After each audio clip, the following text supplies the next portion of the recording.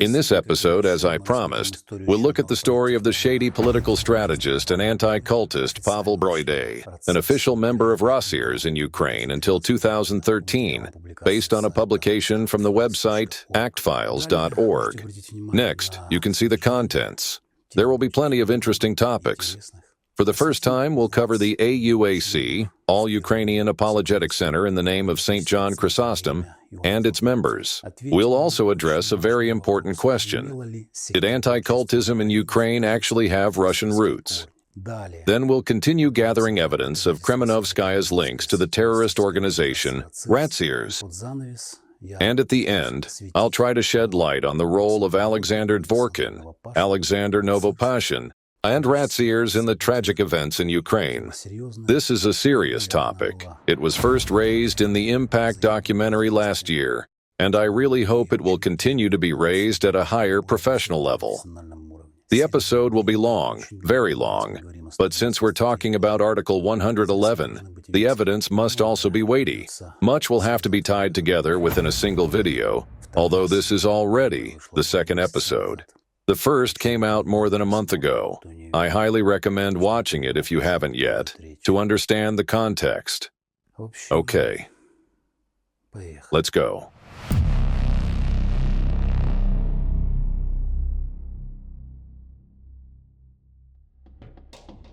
Pavel Broyde is a shady political strategist and an anti-cultist from RACIRS. Broader information about him first appeared on actfiles.org in the article, Europe, Open Your Eyes If You Don't Want War. It stated, among other things, that until 2013, Broyde was a key RACIRS figure in Ukraine, actively carrying out subversive activities to destabilize the state, outwardly disguised as fighting dangerous sects. In 2011, the All-Ukrainian Apologetic Center in the name of St. John Chrysostom, abbreviated as AUAC, hereafter I'll just say AUAC, was created. I mentioned it in the previous episode.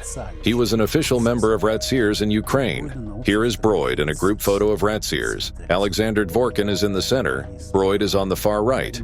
Looking at the old list of RACIRS members on the site antisecta.ru, archived version, we find that alongside AUAC in Ukraine, there was also a branch of the international anti-cult organization Dialogue Center, founded in the 1980s, specifically 1981, by Friedrich Wilhelm Huck and Johannes Agard. These two pioneers of modern anti-cultism, who carried Nazi ideology through the years, are covered in detail in the Impact documentary. I recommend watching it if you want to understand. I suspect that this film was the reason several highly popular YouTube channels were deleted last year, which means the information is worth it. Johannes Agard and the central office of Dialogue Center were based in Denmark. That's where a young and ambitious Alexander Dvorkin did his internship in the early 90s. That's where he hauled away suitcases of photocopied documents to start building his empire. But let's get back to Ukraine. The Vinnytsia branch of the Dialogue Center was run by Archpriest Alexei Volkov. I couldn't find any photos of him. In the article, Europe, Open Your Eyes If You Don't Want War, we find that there were 9 regional branches of Dialogue Center. In addition to Vinnytsia, these included the southern cities of Zaporizhzhia, Melitopol, Donetsk, Mykolaiv, Odessa, as well as Obuhiv and Smila. By the way, why specifically southern cities? In Kyiv, RACIRS' main player was AUAC. In addition to Jonah Cherepanov, Pavel Broyde, and Vladymyr Rogatin, it also included its leader, Archimandrite of the Russian Orthodox Church, Moscow Patriarchate, Luka Vynarchuk. Archimandrite Luka Vynarchuk.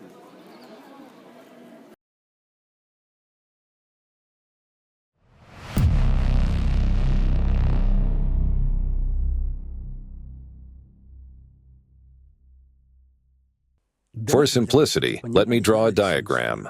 Look, a UAC and Dialogue Center operated in Ukraine, and in both, the key figure was Pavel Broyde. AUAC was part of RACIRS. Dialogue was part of RACIRS, the International Dialogue Center, and also the anti-cult organization FECRIS. I made 2 episodes about FECRIS on my channel last year, if you recall. FECRIS is based in France.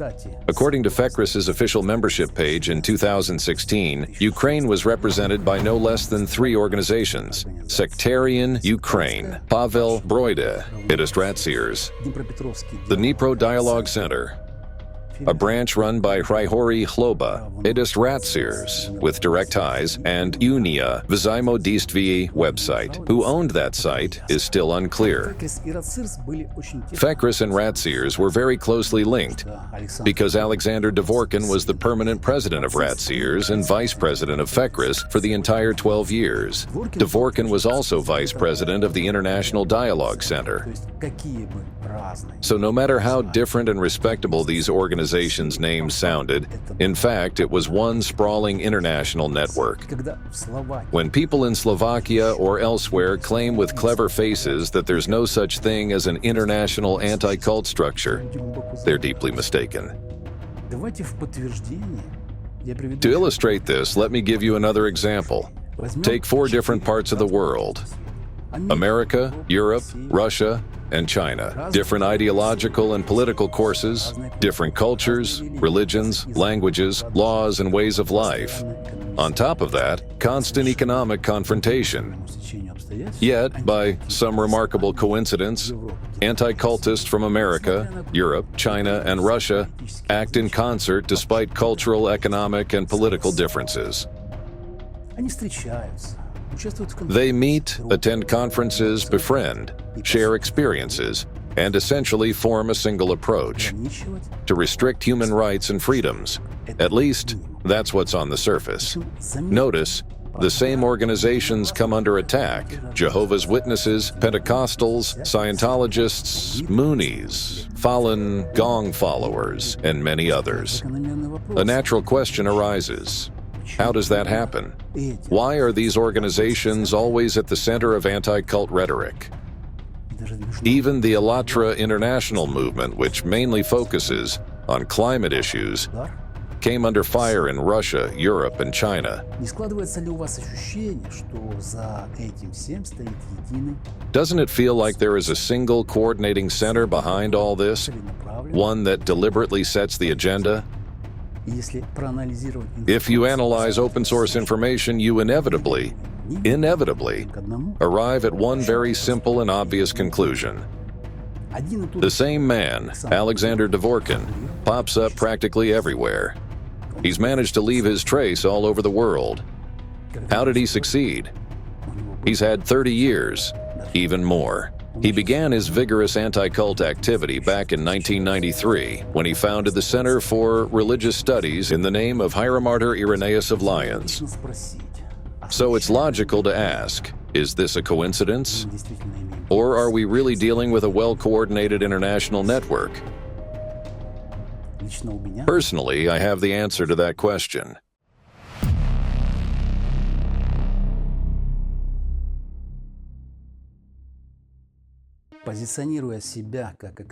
Positioning himself as an expert on dangerous sects, Pavel Broyde actively built connections with journalists, media outlets, government agencies, law enforcement, and even intelligence services.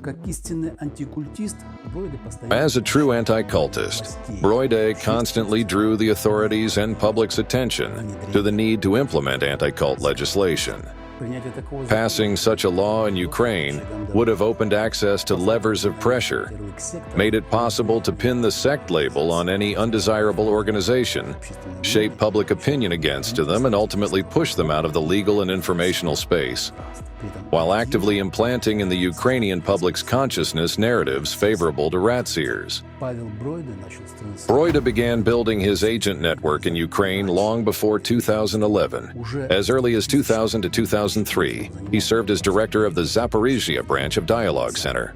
In 2002, an anti-cult conference was held in Vinnytsia, where the speakers included Alexander Dvorkin himself and Pavel Broyde, who at that time already held the position of president of the All-Ukrainian Dialogue Center and coordinator of the Association for Protection Against Psychological Violence. The press release on the Orthodox Ukraine website ended with the line, quote, "The conference approved the center's presidium, electing Professor Alexander Dvorkin as president of the Eastern European Dialogue Center and Pavel Broyde as executive director.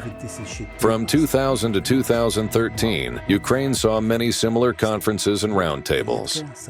Here is a rare surviving video recording of Broyde giving a lecture in Kovel, 2012. Incidentally, Broyde quoted Irenaeus of Lyons himself. Here we can only recall the words of Hieromartyr Irenaeus of Lyons, addressed to the first people. Not yet having become human, they wanted to become gods. Judging by the full video of this lecture, one gets the impression that Pavel was very well prepared in the field of anti-cultism ideologically, although where they get these quotes from isn't entirely clear. I'll come back to the legend about Irenaeus later.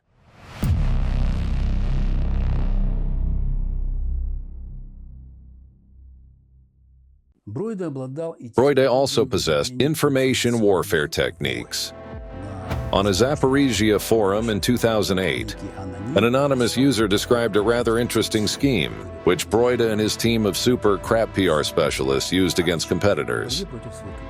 Keep in mind, by then, Broyde had already been in RACIRS anti-cult structure under Dvorkin for more than 8 years. Let's read an excerpt from that forum and compare it to RACIRS tactics. I quote, "The information warfare technology is simple," the anonymous poster wrote. "First comes the informational crap, as Pavel Broyde liked to say, and it appears on one of the free anonymous sites. Then it's quoted by more respectable toilet websites. And the information campaign ends with publication in Zaporizhzhia's super popular battle sheet, Zerkalo Zaporizhzhia, edited by Sasha Haiduk. He was covered in the previous episode.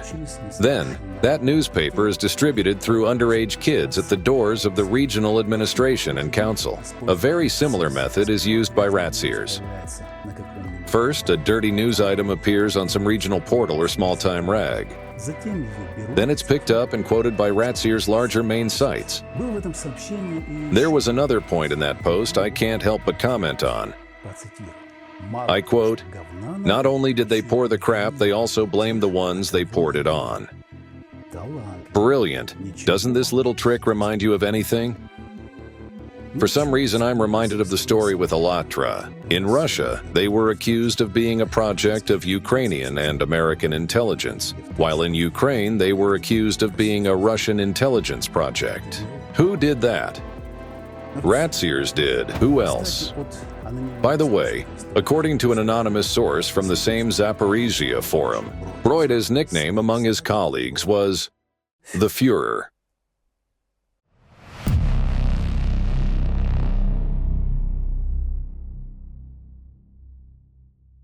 Broyde became especially well known in connection with the hacking of Vladislav Surkov's emails. Surkov is known as a political advisor to Vladimir Putin in the conflict in eastern Ukraine and is considered one of the architects of the so-called Russian world.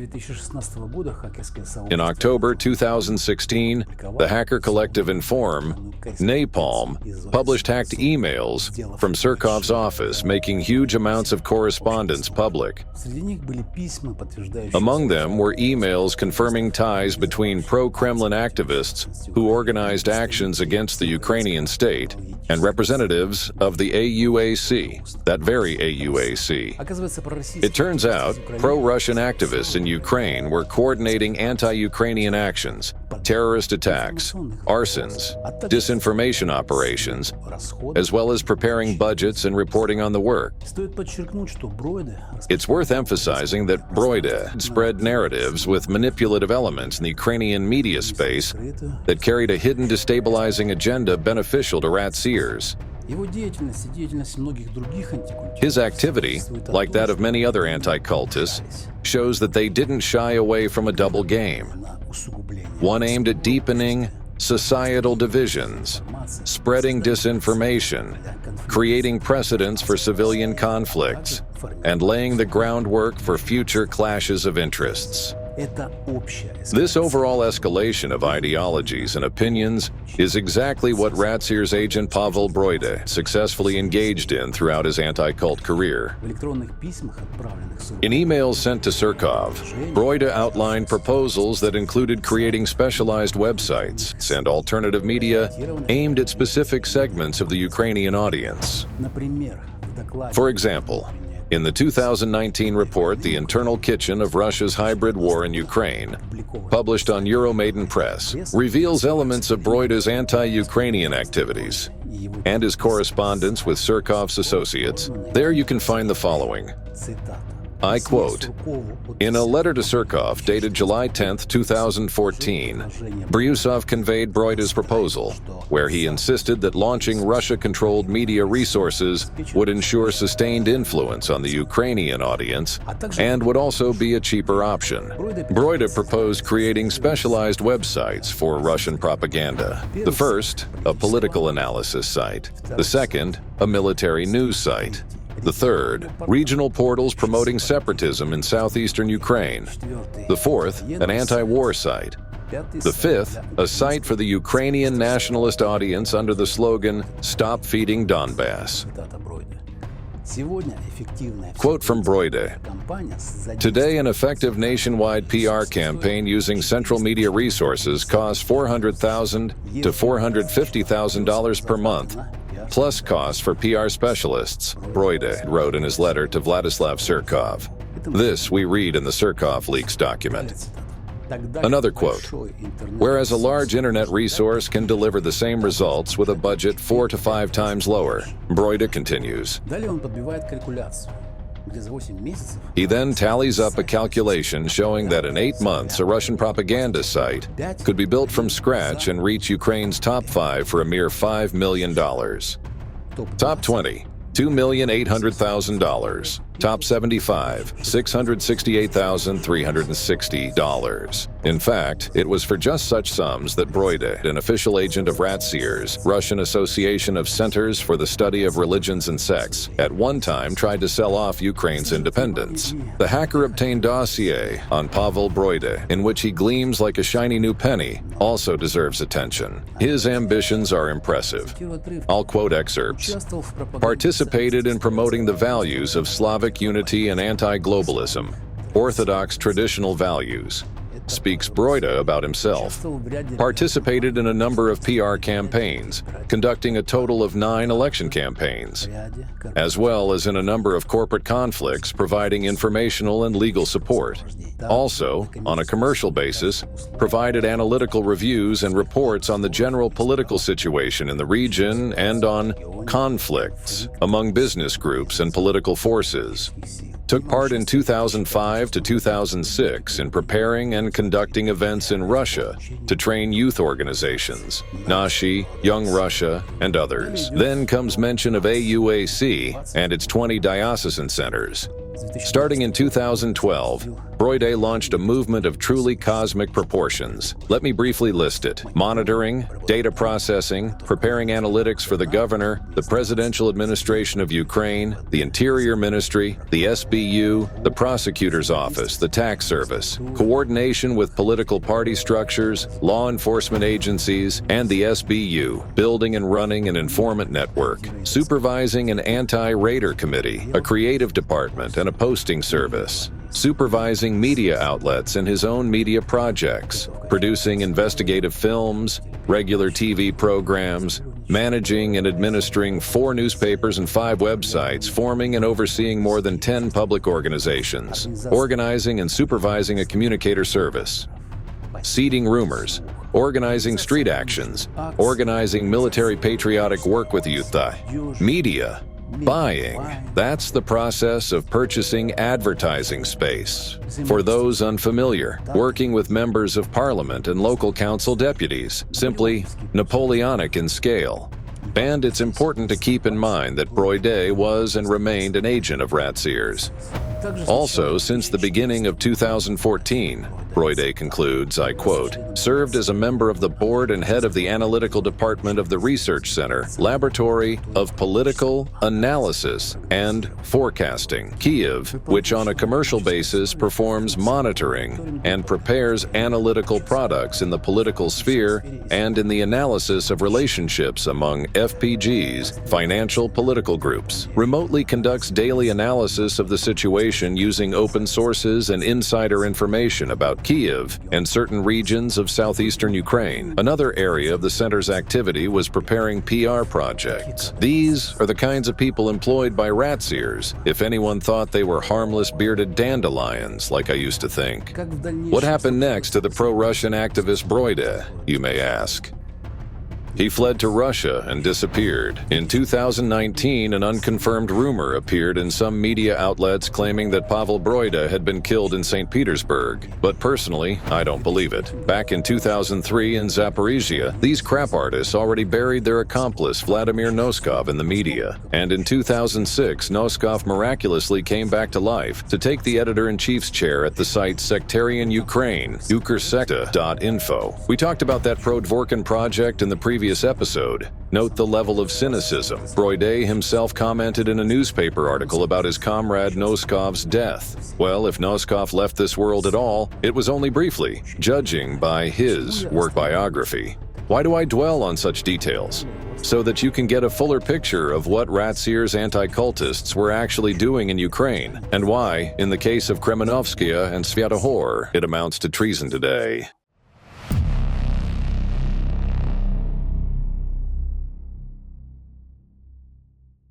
Vladymyr Noskov, another pro-Russian RACIRS anti-cult figure, journalist, PR specialist, and operative.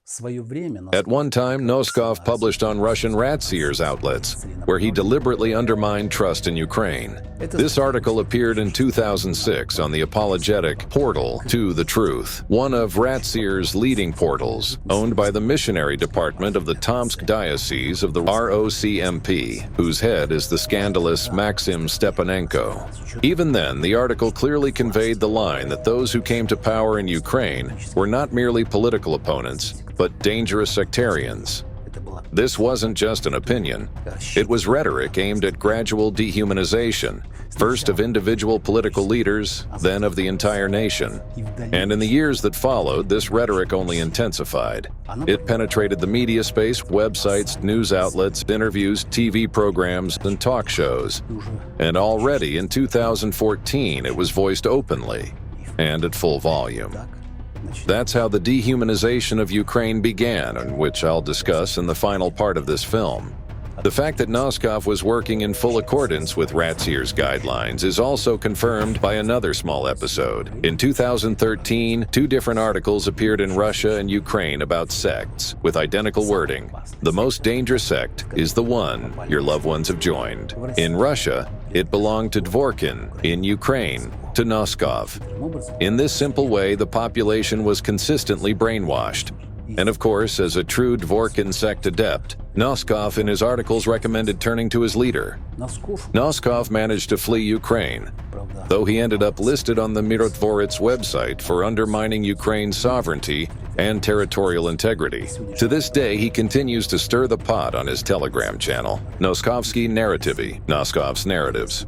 He writes from Russia about Ukrainian Zaporizhia and still obsessively mixes anti-cult topics with politics.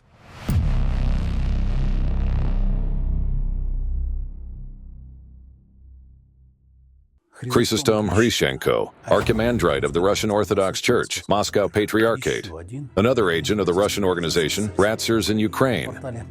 On the Orthodox Life Pravlife.org portal, in an article from 2016, he cites Irenaeus of Lyons' work against heresies. Let me remind you again that the center in the name of Irenaeus of Lyons was created by Dvorkin in 1993. Marking the beginning of the modern Inquisition in the CIS and beyond. Let's read the article itself.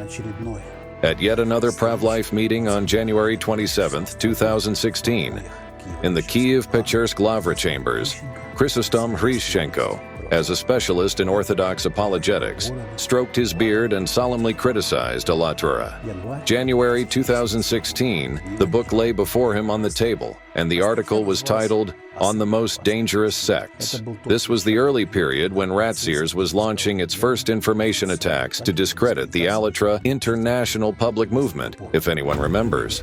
And in the example of this article, we again see that this work in Ukraine was initiated precisely by the Russian ROC MP, RACIRS, and Dvorkin's Iryna Center. This is evidence.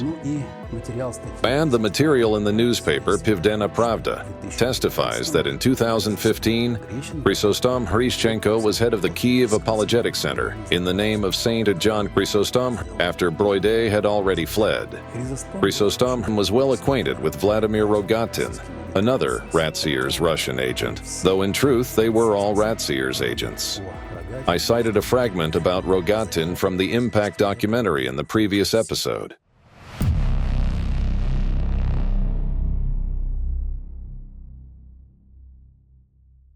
Among AUAC activists, one can also single out Maksym Denysenko, a member of the center's board. In the Sumy Diocese, he oversaw the media sphere as head of the diocesan press service. In 2012, as part of a Ukrainian delegation, he participated in an anti-cult conference in Serbia, traveling there with Jonah Cherepanov, Chrysostom Hryschenko, and Vladymyr Rogatin. Interestingly, 2 years later, in 2014, the patriotic Russian propaganda portal Ruskaya Narodnaya Linia posted a news item claiming that some extremists had allegedly tried to blow up Maksym Denysenko for his supposed active stance in defense of canonical orthodoxy in Ukraine.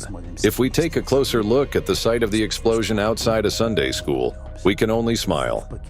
Some little firecracker went off, but Russian propaganda sounded the alarm that a horrific attempt had been made on the life of the heroic fighter against Ukrainian sects.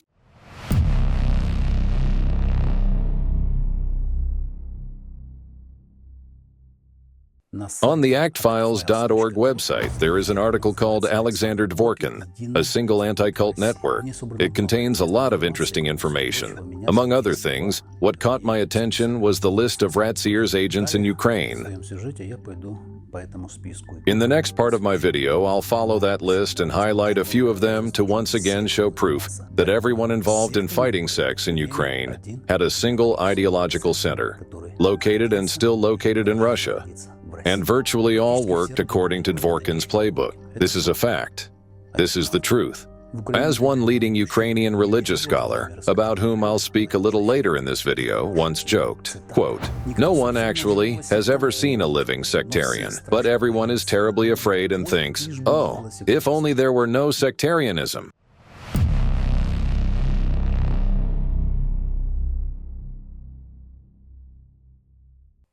Jonah Cherepanov of Obuhiv, chairman of the Board of Trustees of the Apologetic Center, in the name of St. John Chrysostom, an official RACIRS member acquainted with Alexander Dvorkin.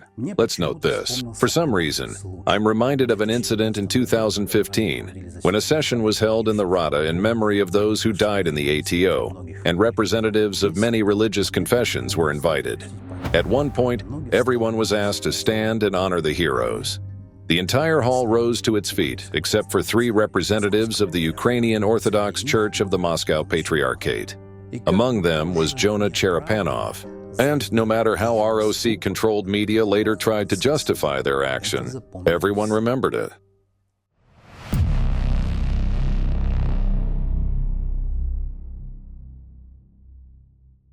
Hryhorii Hloba. Let me dwell on him in more detail. Head of the Dnipro branch of Dialogue, part of Broyde's team. In 2019, Hloba took part in the annual theological conference at St. Tikhon's Orthodox University of Humanities in Moscow, which was attended by more than 300 people. Among the participants and speakers was the entire RACIRS leadership: Dvorkin, Novopashin, Voat, Karylova, Kuzmin, and others.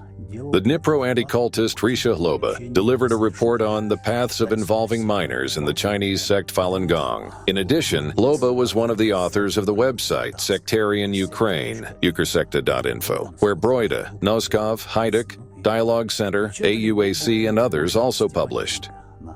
Hloba's articles were also published by Stepanenko on the RACIRS portal kistine.ru, just like Noskov's. Hloba also appeared on Dvorkin's Irenaeus of Lyons site, and even had a column on the Russian propaganda portal, Ruskaya Narodnaya Linia, where he told die-hard Russian world patriots about the alarming Falun Gong situation in Ukraine.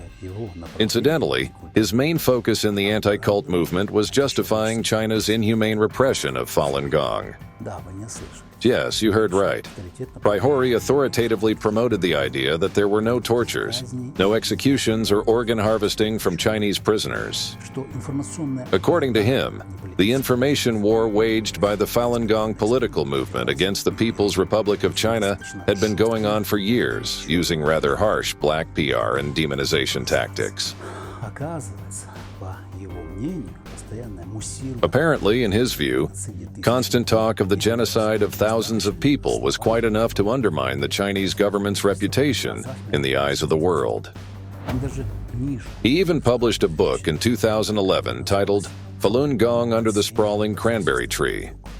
Here are some quotes from it. Falun Gong followers often ask me, Hloba writes in his book, why I'm sure there are no bloody repressions in China. Am I not afraid of being wrong and becoming an unwitting accomplice to crimes? I'll say this, I'm not writing about China or about what is happening in China. I've never been there and don't know what's happening there. Obviously, the reliability of Russian translations of American news agencies doesn't inspire much trust. However, over the past few years, Falun Gong activities in Dnipropetrovsk have unfolded before my eyes, so I can draw some conclusions about them. That's why I write not about Falun Gong in China, because I have no reliable information about that, but about Falun Gong in Ukraine. And then, as the text goes on, Hloba falls into an amnesiac rant, bursting into a whole expose where he tears to shreds the conclusions of international commissions with his iron logic. I'll provide a little background. Since the early 2000s, for 20 years, researchers, human rights defenders, and expert commissions tried to determine whether it was true that 1,000 Falun Gong practitioners were executed in China and their organs sold illegally on domestic and international transplant markets. The Chinese authorities denied everything. Naturally, they did. Practically all the world's news agencies wrote about it. Massimo Introvigne has launched the famous project Bitter Winter. It was launched specifically to highlight this problem in China. Dozens of articles were written on the topic. Dozens of authors banded together to confront the inhumanity and genocide.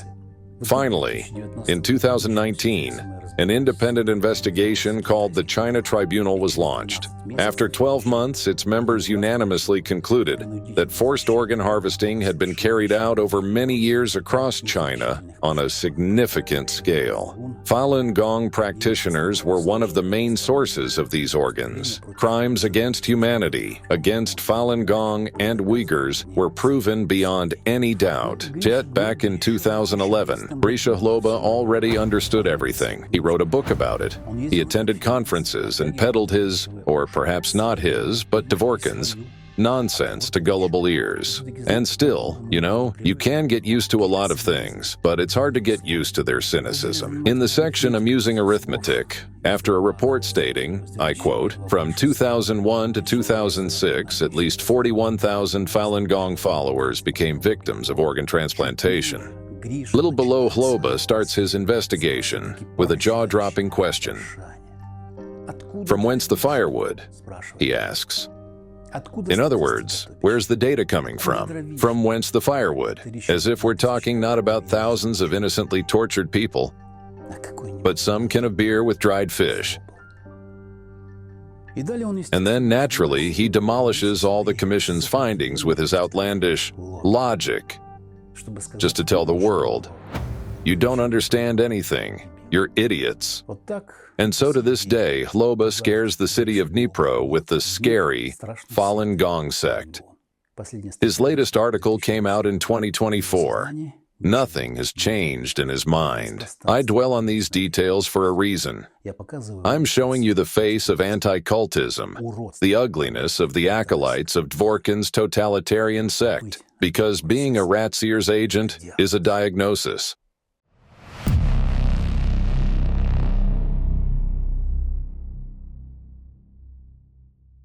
The next soldier of the Invisible Front in Ukraine is Viktor Chernyshev, professor of theology, founder and head of the informational and educational center Nadezhda, Hope, lecturer at the Kiev Theological Seminary, who previously held weekly classes in the Kiev Pecherslavra.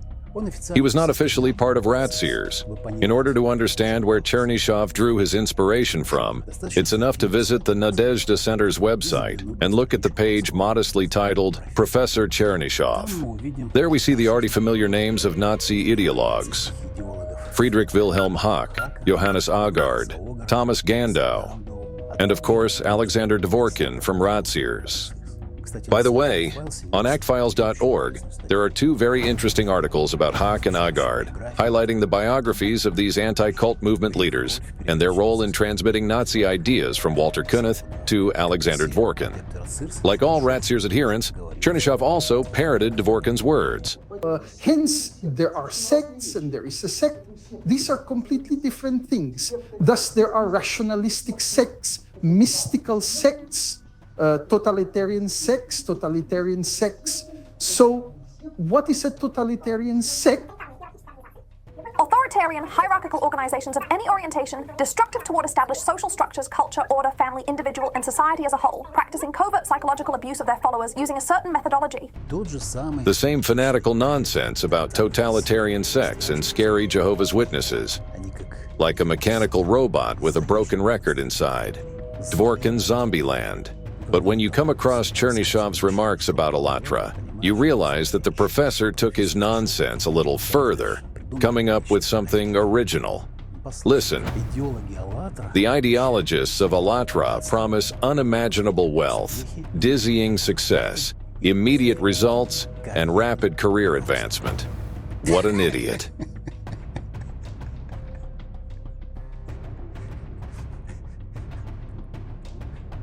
I bet there are tens of thousands of people on the other side of the screen laughing with me right now. And after that, we're supposed to call him a professor? For some reason, I'm reminded of one character. Remember the phrase, the meeting place cannot be changed? The dog was barking at a jump marking. And if you look at the date of this publication, October 20th, 2023, it becomes clear that this was the beginning of the most powerful information attack on the Allatra movement in Ukraine in the entire history of RACIRS campaigning. That was when the raids began. On November 1st, 2023, the National Police, together with the SBU, on the basis of unmotivated court orders, carried out about 70 raids across Ukraine. Was it a coincidence that Chernyshev had written his article right before that? One has to ask. Let's take a look at another of his publications, the infamous first article about Allatra on the Orthodox Life Pravlife portal. I've cited it many times and will come back to it again. It was published on October 5th, 2015. But few people know that just 2 months later, on November 30th, 2015, another article by Viktor Chernyshev appeared on the same Pravlife website with an identical banner. Another coincidence? In this little piece, Chernyshev called Allatra the latest sectarian brand and allowed himself to speak disrespectfully about Igor Mikhailovich Danilov. He even gave a hint about the location of his clinic on the grounds of the Kiev-Pechersk Lavra. The fact that for more than 10 years, people from all over the world had come to this clinic in their last hope to get rid of spinal pain, to stand on their feet, to find hope for a new life, and that these people really did get back on their feet thanks to Igor Mikhailovich's unique method didn't interest this blotter at all, no. After all, he was a professor of the Theological Academy. If all those people whom Igor Mikhailovich had helped suddenly decided to come and say thank you, I wonder how many kilometers or tens of kilometers that line would stretch. Like all RACIRS adherents, Chernyshev pushed for the Russian Orthodox Church Moscow Patriarchate and tried to crush Ukraine's desire for religious independence from Moscow. He fought very actively in this holy information war, writing articles for the Russian audience on the propaganda portal Russkaya Narodnaya Linia. Anti-cultists always have an open door there. For global orthodoxy, the Kiev Patriarchate is a dead structure, Chernyshev wrote on the pages of the portal Orthodox Ukraine. And if you go from the website of the Informational and Educational Center Nadezhda to its official Facebook page, you'll notice a stylish young man named Andrei Vidyshenko, a political scientist and assistant to the pro-Russian MP Medvedchuk. Vidyshenko is a well-known promoter of the ideas of Russian autocracy. On Chernyshov's site, there are articles that describe Andrei Vidyshenko as a close friend of the center, noting that Andrei Vidyshenko even runs several of its projects. There's even a direct link to the portal Russia in Global Affairs, to a blatantly anti-Ukrainian media portal. And here's Vidyshenko on the patriotic portal Ruskaya Narodnaya Linia, stuffing readers' heads with ideas about organizing a Russian Orthodox civilization. Why do I say all this? For the same reason as before, and still about the same thing. Anti-cult activity in Ukraine had and still has a Russian trace. And there is no shortage of proof. Behind the political persecution of Alatra in Ukraine stands Russia's RACIRS. Dvorkin. No one else. No one but RACIRS stands to gain from this.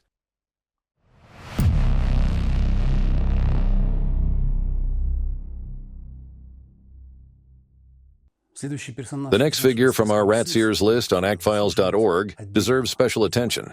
Alexei Chaplin, archpriest of the Russian Orthodox Church Moscow Patriarchate in Ukraine, a member of Pavel Broyde's team. He graduated from the History Department of Zaporizhia University. In 2009, he was appointed head of the Diocesan Department for Affairs of the Zaporizhia and Melitopol Diocese of the UOC-MP. Later, he headed the Missionary Department of the Zaporizhia Diocese. He was part of the AUAC, the All-Ukrainian Apologetic Center. In 2014, he fled Ukraine. He supports the occupation regime and believes Ukraine is part of Russia.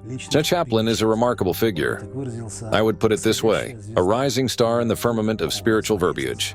He first made a loud name for himself in the fall of 2016 on the site Blagodatny Ogan, Holy Fire. His lips produced an ode dedicated to slavery. They even made a voiceover for it.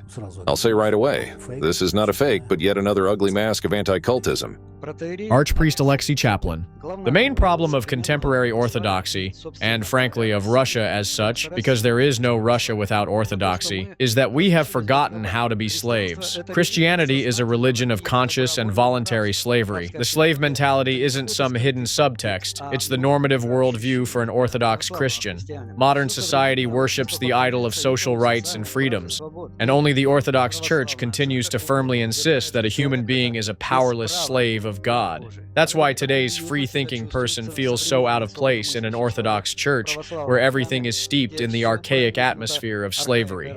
What stands behind the concept of slavery to God is revealed to us in the gospel. A slave owns nothing of his own.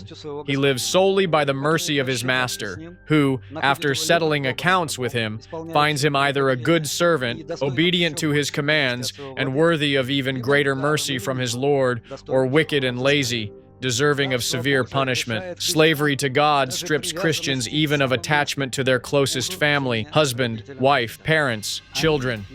They are not ours.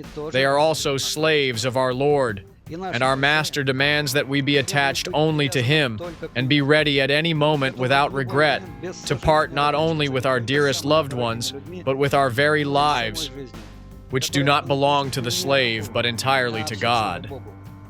And here, modernist, prideful slogans like "God's slave means slave to no one else" won't help.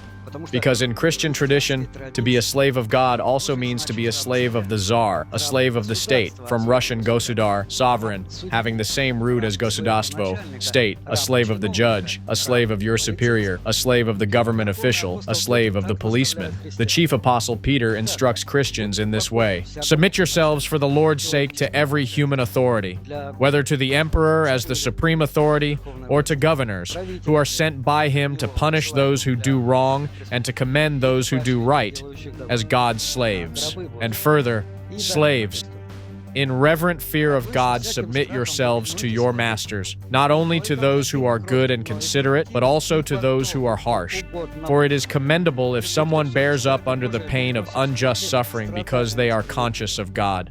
The Saint Apostle Paul echoes him, "Let every soul be subject to the governing authorities. For there is no authority except from God, and the authorities that exist are appointed by God." and threatens that whoever resists the authority resists the ordinance of God, and those who resist will bring judgment on themselves. So yes, our critics are right.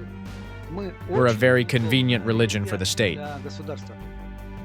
That's why Christianity built great empires, because only Orthodox slaves are capable of the great feat of self-sacrifice in both war and peace. Even the USSR was only able to recover within the borders of the Russian Empire thanks to the potential of the psychological slavery that persisted subconsciously among the Russian people inherited from Orthodoxy. October 19th, 2016, Archpriest Alexei Chaplin. The article is titled On Lost Slavery and Market Freedom. It's quite long and all in the same spirit. After this, there are no words left, only emotions. Actually, wait, there are still other people's words. Because according to Chaplin 2.0, it turns out that total submission without reasoning and the acceptance of all injustices from earthly authorities is the highest virtue. It's hard to imagine a more damaging betrayal or a bigger hospital pass to the church. And in 2018, Chaplin claimed that the pension reform was punishment for the sins of the people. So don't complain, or you'll get something worse. It's as if the Middle Ages are making a comeback.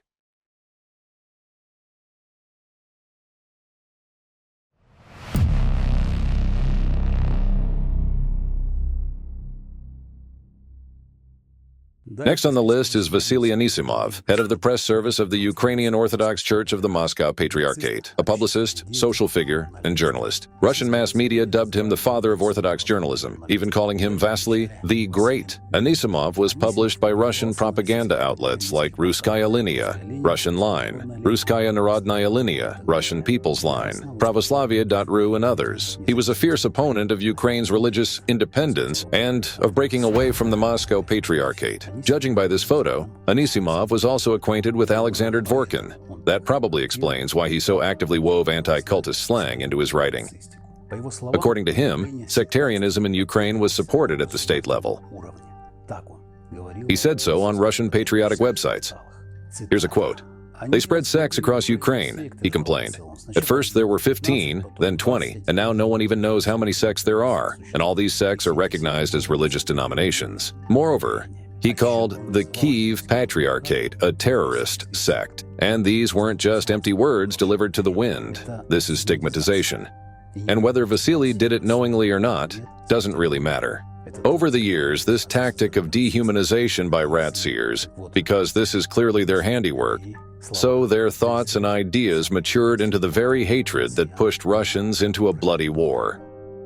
It matured into a collective madness directed at the Ukrainian people. Nothing like this happens spontaneously, and we understand this well. First, the seeds are thrown, words. Then, over the years, they are nurtured, watered, and stoked. As a result, we witness what we see today, hatred and insanity. Anisimov also supported the creation of an independent and, in quotes, expert council in Ukraine. The same old ideas were being promoted. And what's most interesting is that now we know why.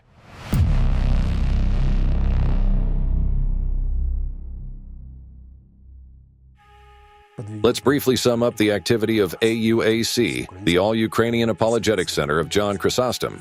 In reality, it functioned as a sprawling RACIRS agent network in Ukraine. It included various organizations and groups working to undermine democratic values and conduct covert sabotage.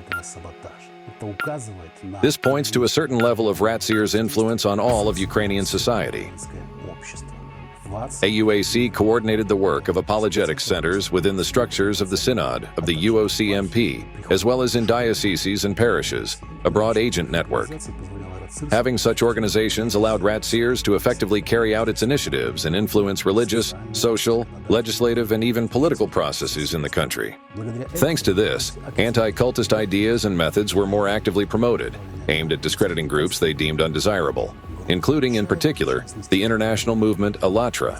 The goal of such actions was also to destabilize society and undermine public trust in state institutions.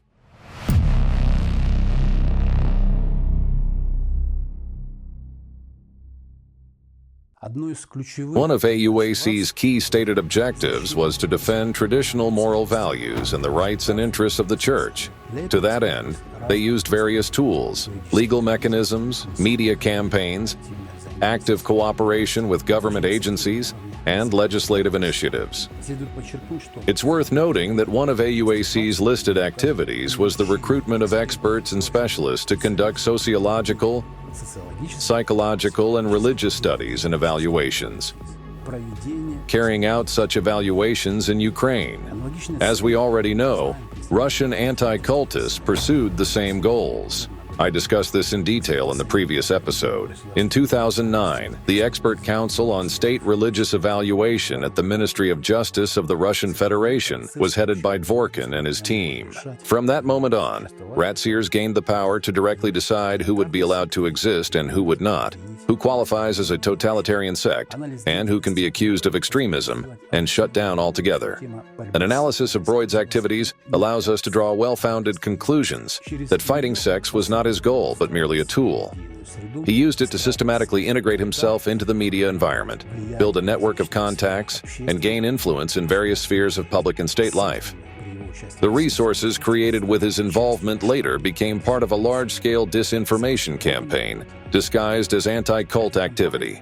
This campaign, based on the systematic spread of lies and manipulation, contributed to creating a hostile environment that played a notable role in escalating the conflict, eventually leading to the full-scale war that continues today. The AUAC actively collaborated with the Diocese of the Ukrainian Orthodox Church, as well as the Synodal Youth Department of the UOC. This points to its real influence both on religious structures and on youth environments. Moreover, the center did not act independently. It carried out specific directives received directly from the RACIRS leadership in Russia. These included anti-cult activity, cooperation with government bodies, legislative initiatives, informational influence, publishing, and educational work.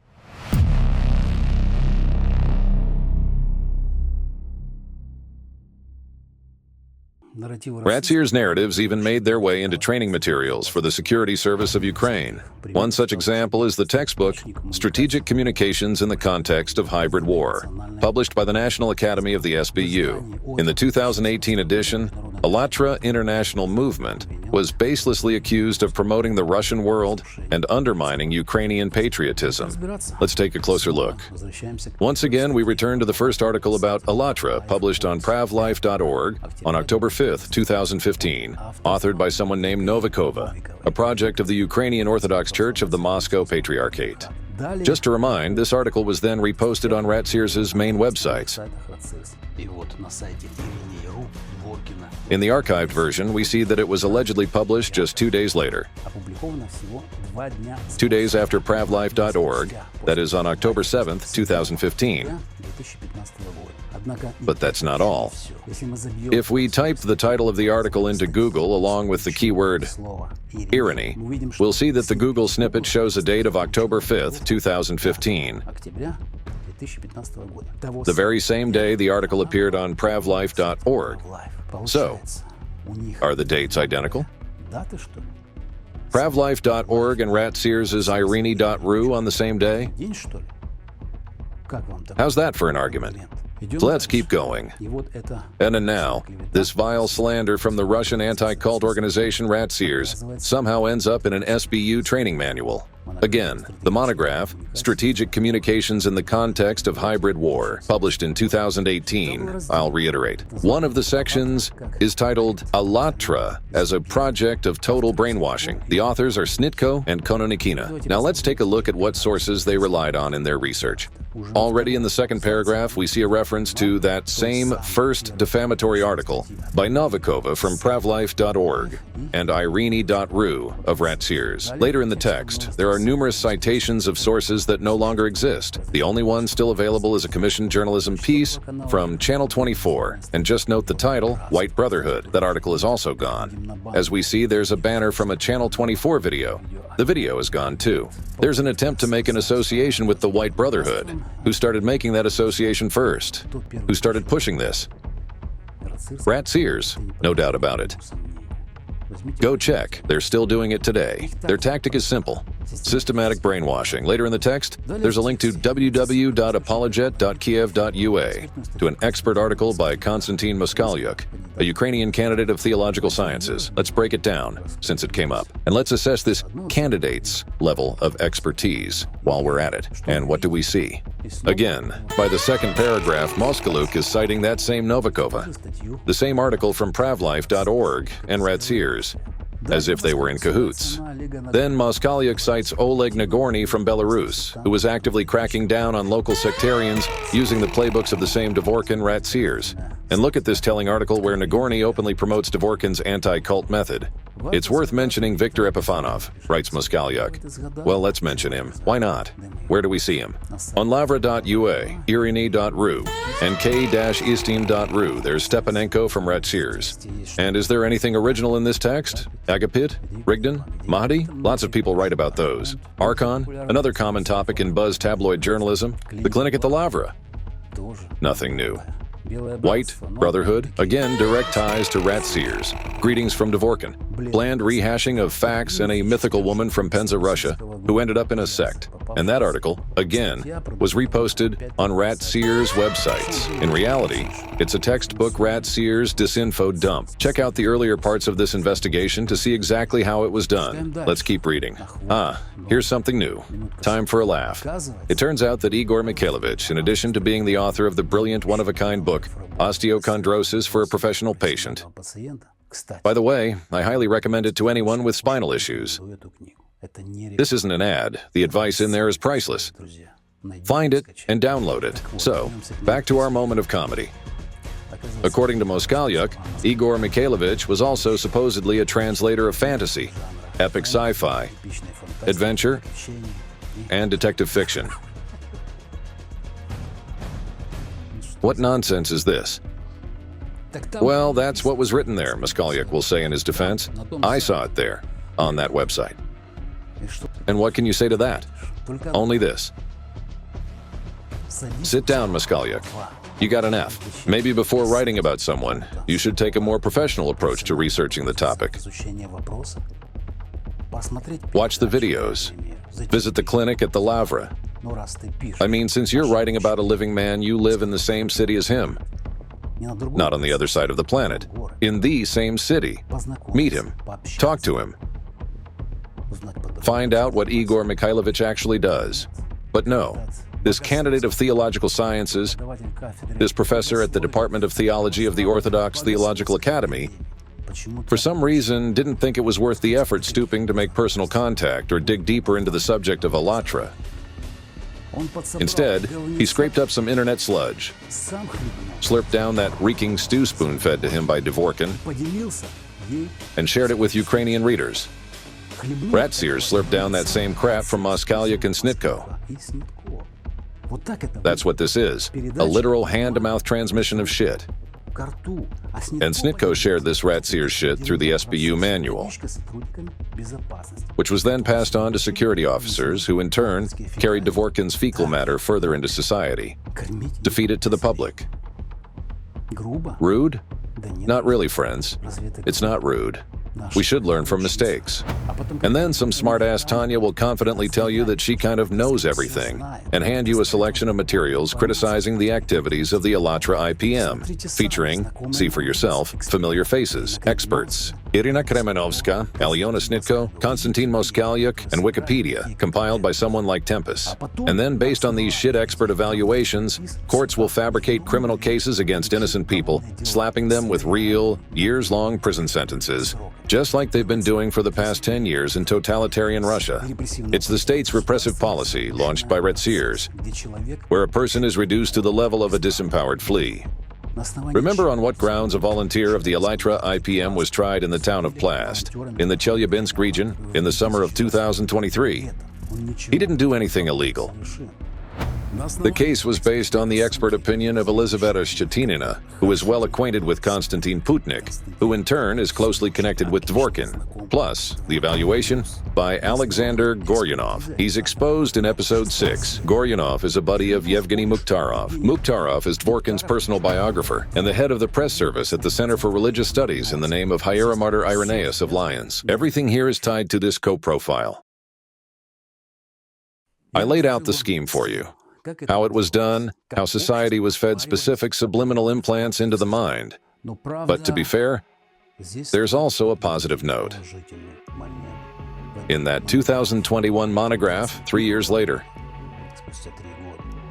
the Allatra section was no longer there. It was removed. Apparently, the authors realized their mistake, and we thank them sincerely for that. It's encouraging. And you know why Ukrainian experts and hack journalists plagiarized RACIRS disinformation? Why they took it as a basis and published it in their own media space? Because it was a paid commission, and they couldn't find anything genuinely dirty or provocative about Allatra. So, they grabbed shit straight from Russian hands, swallowed it themselves, and fed it to others. Why couldn't they find anything, you ask? Because there wasn't anything. Every intelligence agency in the world at some point searched for Allatra's money. Remember that? Did they find any? No matter how they investigated Allatra, no matter how they wiretapped, it was all for nothing. These are decent, honest people, volunteers, the most worthy people, in my view. Those who've checked know this, right? And the court in Ukraine rejected the case against Allatra 5 times because people clearly understood that the years-long persecution was being orchestrated by some scumbags, not even local ones. But through the media space, they had the means to attack, buying off journalists, staging PR campaigns, just like Pavel Broyde used to do, and maybe still does, living under some other name. After all, no one's seen his grave. The examples I've cited clearly show the methods used by Russian anti-cult structures in Ukraine. We're dealing not just with ideological pressure, but with a form of covert informational and psychological warfare. They use tools of soft power, a Trojan horse capable of quietly infiltrating public and state institutions. This form of influence is no less dangerous than overt military aggression because it destabilizes the state from within. The methods they use, from systemic discrimination of unwanted groups to spreading sabotage manuals, pose a serious threat to democracy, territorial integrity, constitutional foundations, and social stability. This kind of activity undermines trust in state institutions, violates human rights, and fuels internal tension.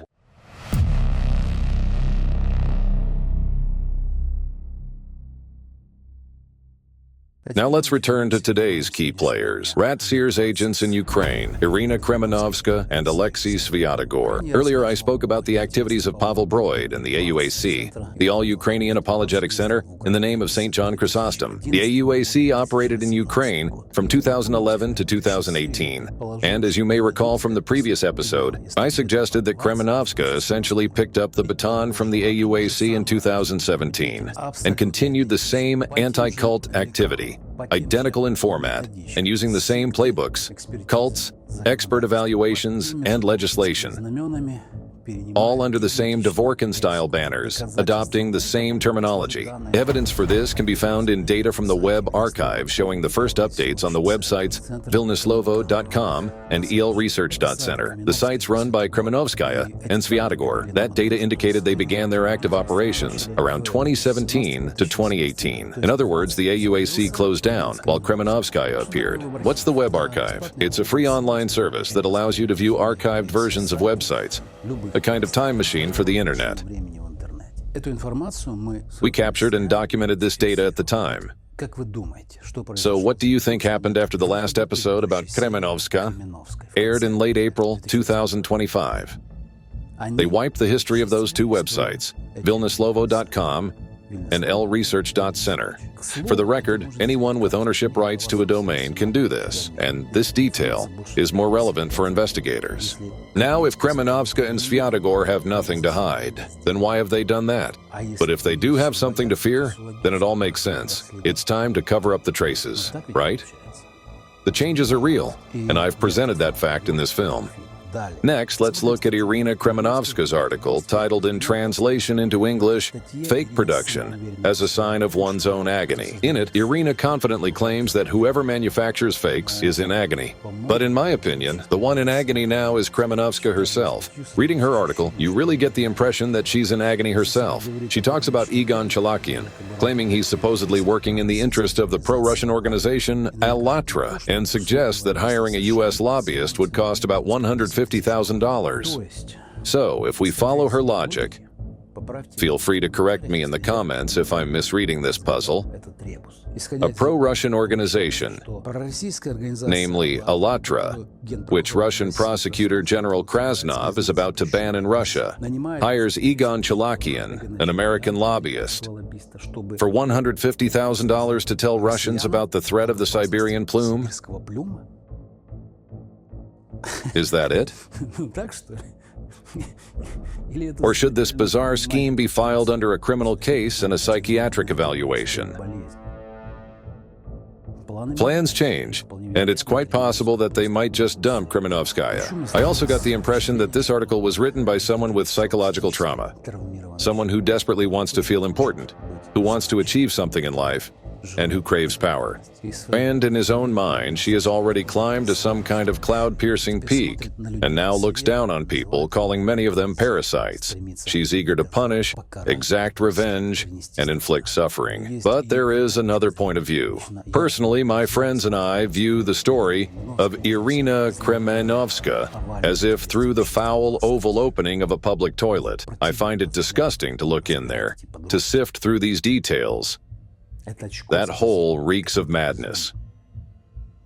She is a sadist and a tormentor. She poisoned dogs, and now she poisons people, and somehow remains unpunished. Why? Is it because of the protection racket that Svyatogor bragged about so loudly? Then that protection itself ought to stop and ask oneself, is it worth it? But is it worth it?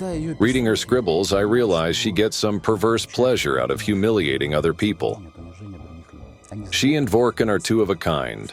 Both walk over bones, both wallow in filth up to their necks. Read what she writes. For us, the more filth, the better. A quote from Kremenovskaya. Both Dvorkin and Kremenovskaya have coprophilic tendencies. I decided to type just 2 words into the search bar of the Vilna Slovo site. Lino, manure, and dermo. Shit. Made a collage of these words, collected it all so you could see the full palette of brown shades, with words and phrases taken from Kremenovskaya's and Svyatogor's publications on the Vilna Slovo site. All is taken from there. I didn't invent anything. It's not even funny anymore. Indeed, it's some kind of sect of co-profiles.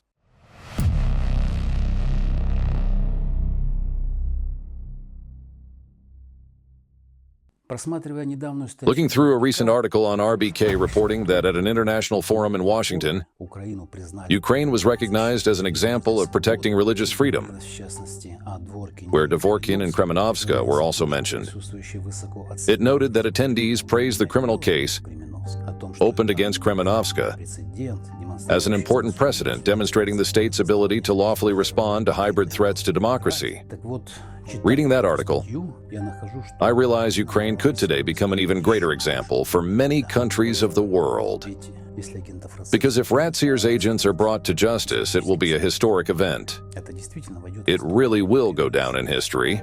I'm not exaggerating. This news will be historic. Ukraine could become the first state in the world where destructive activities by anti-cult structures are stopped at the legislative level. And we could witness a new stage in the development of democracy. This is serious, very serious. Many still don't realize how serious this is, but ultimately the court will decide.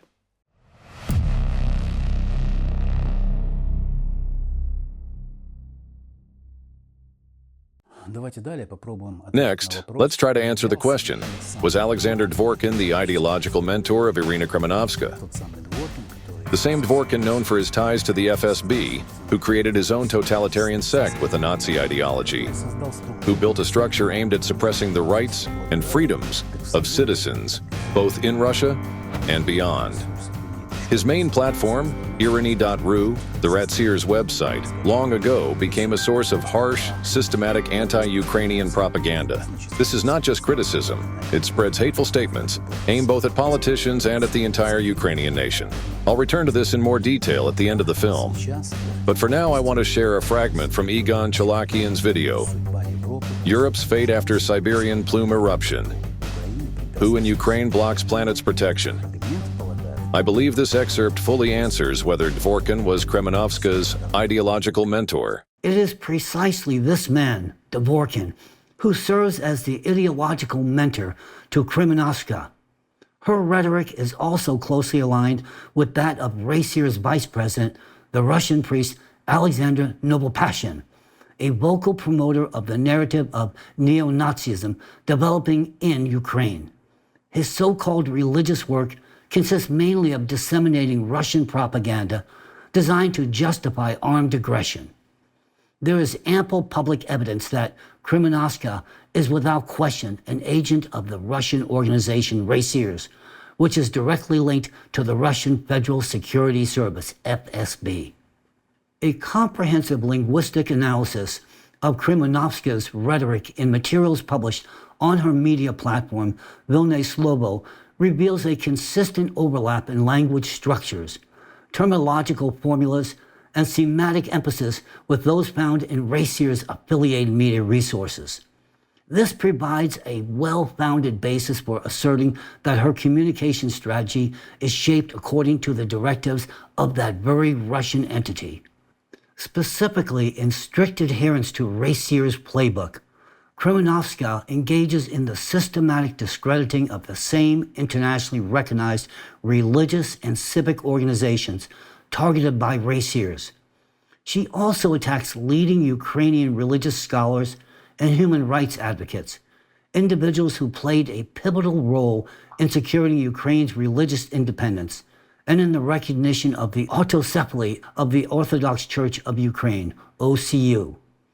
It was she who actively promoted labels such as sect lobbyist and agents of the West to discredit these figures, phrases that mirror the rhetoric of Russian Orthodox Church priest and RACIRS vice president Alexander Novopashin, who used the exact same language to malign these respected religious scholars. Notably, the official website of Novopashin, the missionary department portal of the Novosibirsk diocese, which operates under RACIRS, featured a glowing article about Kremenovskaya. The piece reprinted from her own website is written in an unmistakably celebratory tone and virtually lionizes her efforts in the so-called fight against cults, placing her alongside another Russian anti-cultist and vocal proponent of radical Russian propaganda. What is particularly striking is not just the content of the article itself, but the platform on which it was published. The Novopashin website, where Kremenovskaya is celebrated, is known for its consistent and virulent anti-Ukrainian rhetoric.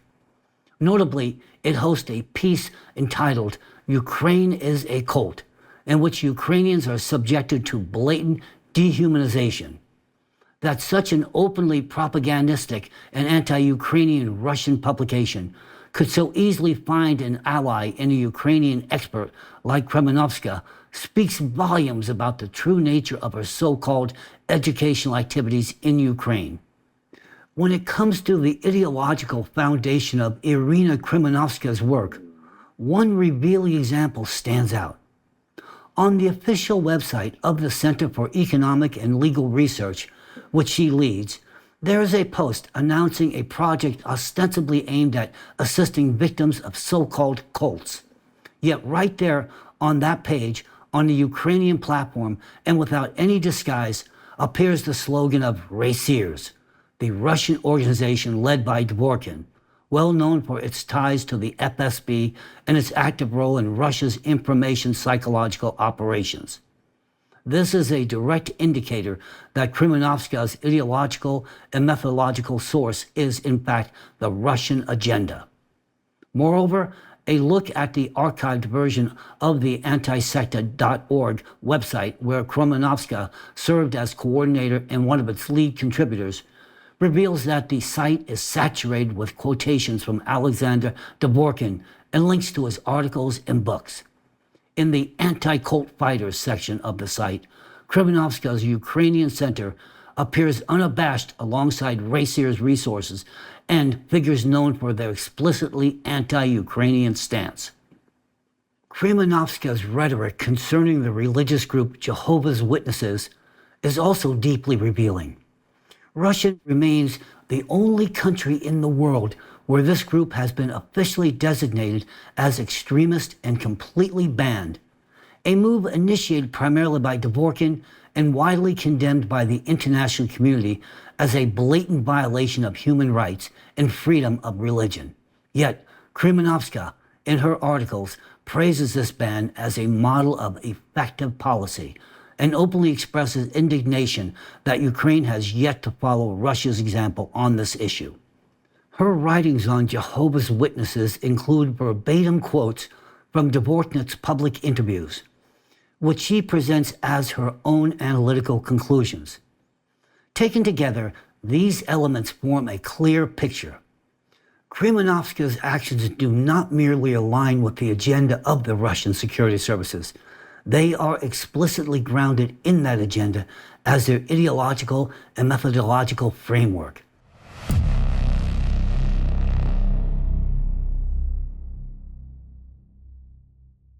The next episode about Iryna Kremenovskaya is no less interesting, and I'll begin a bit unusually with 7 facts about Lyudmila Filipovich. Fact number 1. Lyudmila Filipovich is a well-known religious scholar, doctor of philosophy, professor, and vice president of the Ukrainian Association of Religious Scholars. Fact number 2. In 2008, a publication appeared on epochtimes.ru titled, "Sectologist from Russia told Ukrainians what to believe." A quote from the article, Vice President of the Ukrainian Association of Religious Scholars, Lyudmila Filipovich, during a press conference on December 27th in Kyiv, emphasized that some critical remarks by Orthodox sectologist Dvorkin about Ukraine's Orange Christians constitute interference in the country's internal affairs, which must prompt a response from state authorities. Personally, Mrs. Lyudmila said, "I see in Alexander Dvorkin's visit a well-planned program of undermining Ukrainian independence and sovereignty." Filipovich reminded those present that Dvorkin publicly reacted to the Pomerancheva Orange Revolution, describing it as nothing less than the Orange Plague. I quote, "We must understand that there are people outside Ukraine who are not thrilled with what is happening in our country," Filipovich said.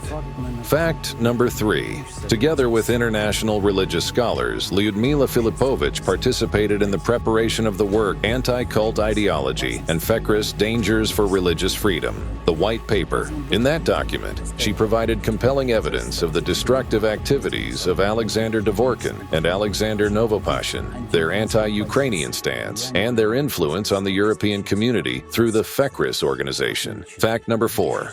In 2016, Filipovich, among other human rights defenders, gave a statement on the official website of Jehovah's Witnesses criticizing the situation in Russia. In particular, it concerned the consequences of the work of the Expert Council on State Religious Evaluation, which Dvorkin headed starting in 2009. The article was titled, "Russian Expert Opinions on Extremism Raise Distrust Among Experts from Different Countries." Fact number 5. In November 2022, 82 Ukrainian scholars wrote an open letter to French President Emmanuel Macron. Listed first among the signatories was Anatoly Kolodny, president of the Ukrainian Academy of Sciences, and second was Lyudmila Filipovich. The scholars drew Macron's attention to the umbrella international anti-cult organization, Fekris, which has close ties to Russia, and where Dvorkin served as vice president for 12 years. The scholars questioned why Fekris was funded by the French government. The letter's point was this: the authors, 82 Ukrainian scholars, were trying to draw attention to the fact that for many years, Fekris had actively supported its Russian members in the Kremlin in conducting aggressive propaganda. Particularly outrageous to them was the fact that Fekris members continue to operate in Russia, spreading hate speech, calling Ukrainians Satanists and sectarians, all amid a war. The letter also mentioned specific figures, Dvorkin, Novopashin, and others, and emphasized that anti-cult rhetoric had even been adopted by President Putin himself and began to be voiced from the highest platforms as accusations against the West of Satanism. Fact number 6. On June 2, 2022, 15 NGOs and 33 scholars and public figures sent a letter to the U.S. Secretary of State requesting that the United States initiate a procedure to strip FECRIS of its consultative status at the United Nations Economic and Social Council. This is an extremely rare request, based on the fact that FECRIS-affiliated associations had for years engaged in Russian propaganda and continued to cynically support the Kremlin at the outset of its war against Ukraine. Among the signatories were 15 Ukrainian scholars, including Lyudmila Filipovich. Finally, viewers will find it interesting to know that Lyudmila Filipovich, Viktor Yelensky, and Anatoly Kolodny are known for making a tremendous contribution to strengthening the sovereignty of the Ukrainian state and for helping to eliminate the influence of Russian propaganda and disinformation emanating from the Russian Orthodox Church, Moscow Patriarchate on Ukrainian territory. Confirmation of this is also the fact that Ukraine's Thomas and the autocephaly of the Orthodox Church of Ukraine were made possible in large part thanks to the efforts of Filipovich, Yelensky, and Kolodny. And what does Kremenovskaya have to do with it? In 2019, Iryna Kremenovskaya suddenly launched a campaign to discredit these distinguished Ukrainian religious scholars, Filipovich, Kolodny, Yelensky, and Sahan. She began her expose article with these words: "In Ukraine, the problem of forming a professional expert approach to granting new religious organizations the status of legal entities and their registration remains unresolved to this day." Unresolved to this day? And whose opinion is that? Kremenovskaya's? Or perhaps someone in Moscow decided that there is a problem and that it remains unresolved? Let's read on. The basis for making appropriate decisions by authorized executive bodies should be an impartial and substantiated opinion, and not attempts to lobby the interests of individual religious communities by the experts themselves. And then came the beginning of the discrediting campaign. Let's watch a video. After an article about the lobbying of the interests of new religious organizations by individuals holding positions in the Ministry of Culture and sitting on the expert council, specifically after her article about Lyudmila Filipovich, along with such figures as Anatoly Kolodny, Professor Viktor Yelensky, and Alexander Sahan, who for years have served on this expert council and given positive opinions on the activities of the Church of Scientology, the Church of Jesus Christ of Latter-day Saints, Jehovah's Witnesses, and so on, we raised the question of how Mormons, Jehovah's Witnesses, and other non-traditional religions were ever legalized in Ukraine. And quite reasonably, we also asked whether Scientologists were preparing to do the same. Well, the answer is obvious, isn't it? After that, literally within days, my accounts began being shut down, first on Facebook, then on my YouTube channel. A question arises. Why did she even get into this?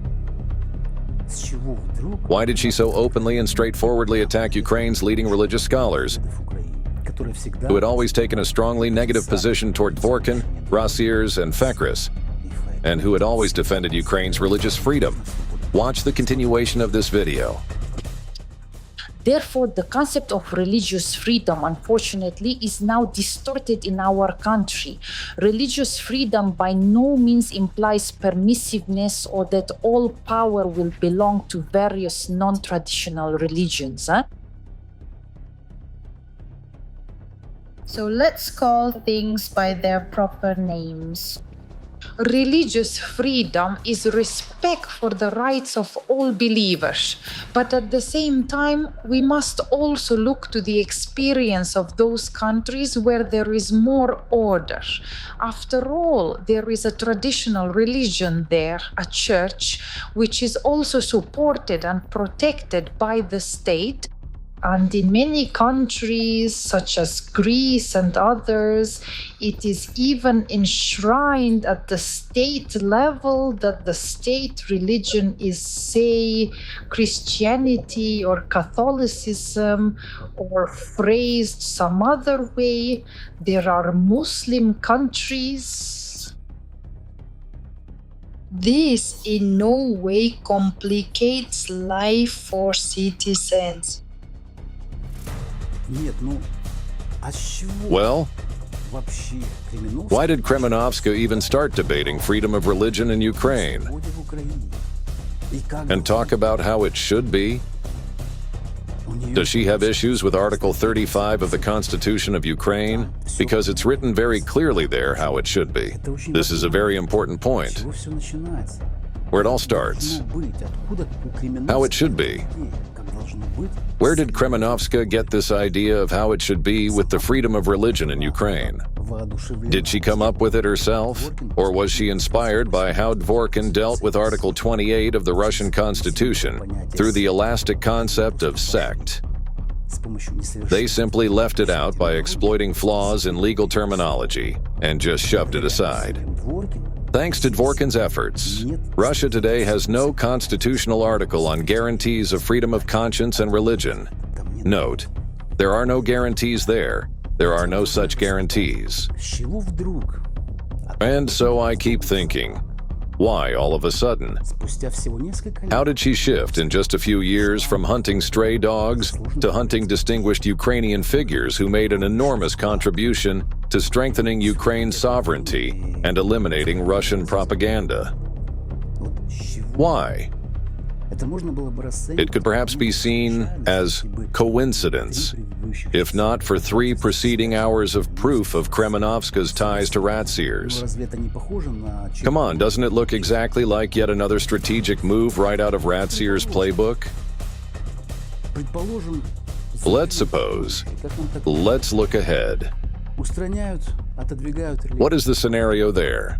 They sideline religious scholars, push through anti-cult legislation, take the helm themselves, become the experts, gain power and authority, start banning groups, legalize repression, and after the term sect, they introduce another rubber word, extremism, just like in Russia, and sweep away anyone deemed undesirable at the direction of the same curators in Moscow.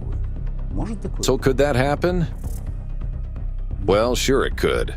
Or to put it more plainly, Iryna Kremenovskaya decided that the esteemed figures of Ukraine's scholarly elite were incompetent to provide expert opinions on religious organizations in Ukraine. In practice, that meant just one thing: an attempted takeover. An attempt to create a new expert commission that would operate under completely different principles, according to Kremenovskaya's vision, namely, fighting religious communities, pushing for their prohibition in the country, and criminal prosecution. In essence, terror. This fully, and I repeat, fully, matches the ideology that is practiced today in Russia under the influence of the ROCMP and directly of RACIRS led by Dvorkin. It's absolutely identical. Take note of another point. Russian media on their portals also criticized the same scholars as Kremenovskaya did. But what's even worse is the prospect.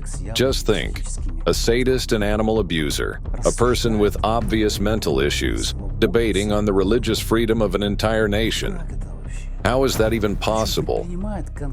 Moreover, she's taking concrete, deliberate steps toward realizing her, or more likely someone else's, global goals. And no one knows about it. But you didn't know, did you? Can you imagine what would happen if that sadist in Ukraine took the same post as Dvorkin holds in Russia? After all, she enjoys humiliating other people. She enjoys other people suffering. How did she come to power? How did it happen? Nobody knows. Everything happened quietly, unnoticed. You're hearing about it now for the first time, aren't you? And how did she become an anti-cultist? Another interesting question. Once upon a time, a person lived a carefree life, poisoned dogs, reveled in symphony of the death throes of four-legged friends.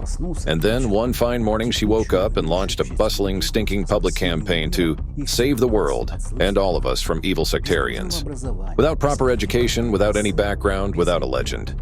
Just as it happens with Dvorkin's hounds.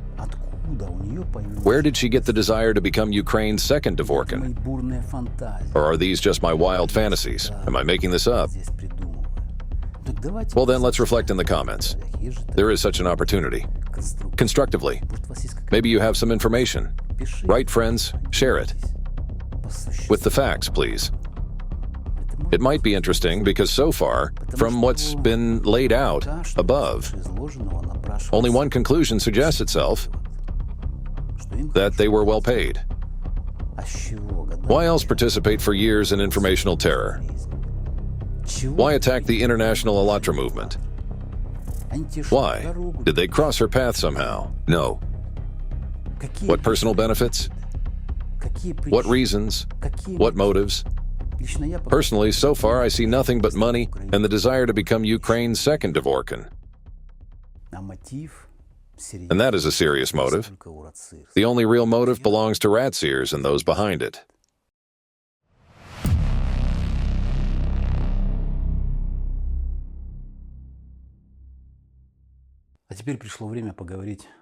And now it's time to talk about Alexander Dvorkin and his role in processes that can, without exaggeration, be called complicity in the genocide of the Ukrainian people.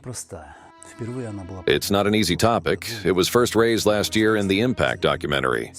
Today, I'd like to continue that conversation to explore it more broadly, more deeply, and most importantly, in the context of the Iryna Kremenovskaya case. Just to make it clear who we're dealing with and what role Dvorkin plays in the system that, for decades, has been carrying out subversive operations against Ukraine. After Russia's sudden invasion of Ukraine, many people still can't grasp what happened to Russian society. What kind of massive psychological manipulation and experimentation had to be carried out on the collective consciousness for people to take that final step with such certainty and obsession? A war against a brotherly nation. It's already been 3 years since the war started, 3 years of defeats and immense losses, and yet millions of Russians continue to believe in some incomprehensible, unattainable illusions, and refuse to stop striving to seize what does not belong to them. Hundreds of thousands dead, dozens of cities wiped off the face of the earth. For millions of people, that February morning became the start of a tragedy. Their lives were irreversibly changed. For many, lives turned into a nightmare. Result of propaganda, they'll say. That's clear enough. But what kind of propaganda exactly? Where did it start? What kind of implants or seeds were planted? They'll say television, mass media. Fine, I agree. But what came before that, specifically? The ideology of the Russian world. From Ilyin, from Dugin, Surkov, Gundyaev to Solovyov. That's clear too. Okay, but that's where many people stop short. Today, I'd like to show you another layer. Less obvious, but no less significant. It's a covert manipulative system of influence over public consciousness. And let's start, perhaps, with the theoretical foundation. I'm talking about the Impact documentary. That film helped many people to look at what's happening from a different angle and understand a great deal. As you may recall, the film lays out a typical scheme used by anti-cult terrorists. Criminal scheme by anti-cult terrorists. So, let's summarize. The typical scheme of terrorist actions by the anti-cult movement against a targeted group follows universally precise steps. It begins with labeling the group as a cult or a sect, continues with stigmatizing the group in public opinion, fabricating accusations and criminal cases, and ends with discrimination against members of the targeted group, persecution, and the use of physical violence, up to murders.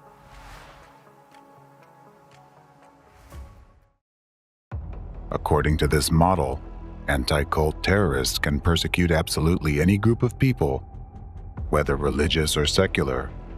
It doesn't matter. The most crucial steps are labeling and initiating a media campaign to discredit the victim in the media. Once this is achieved, implementing the remaining steps is only a matter of time. Quote, crucial steps are labeling and initiating a media campaign. In the media, the remaining steps are only a matter of time. Everything always starts with dehumanization. Dehumanization serves to justify future crimes, dull the conscience and critical perception among the population. Dehumanization is the processing of society to accept and participate in future crimes. Dehumanization serves to justify future crimes, dull the conscience and critical perception. Let's keep these formulations in mind.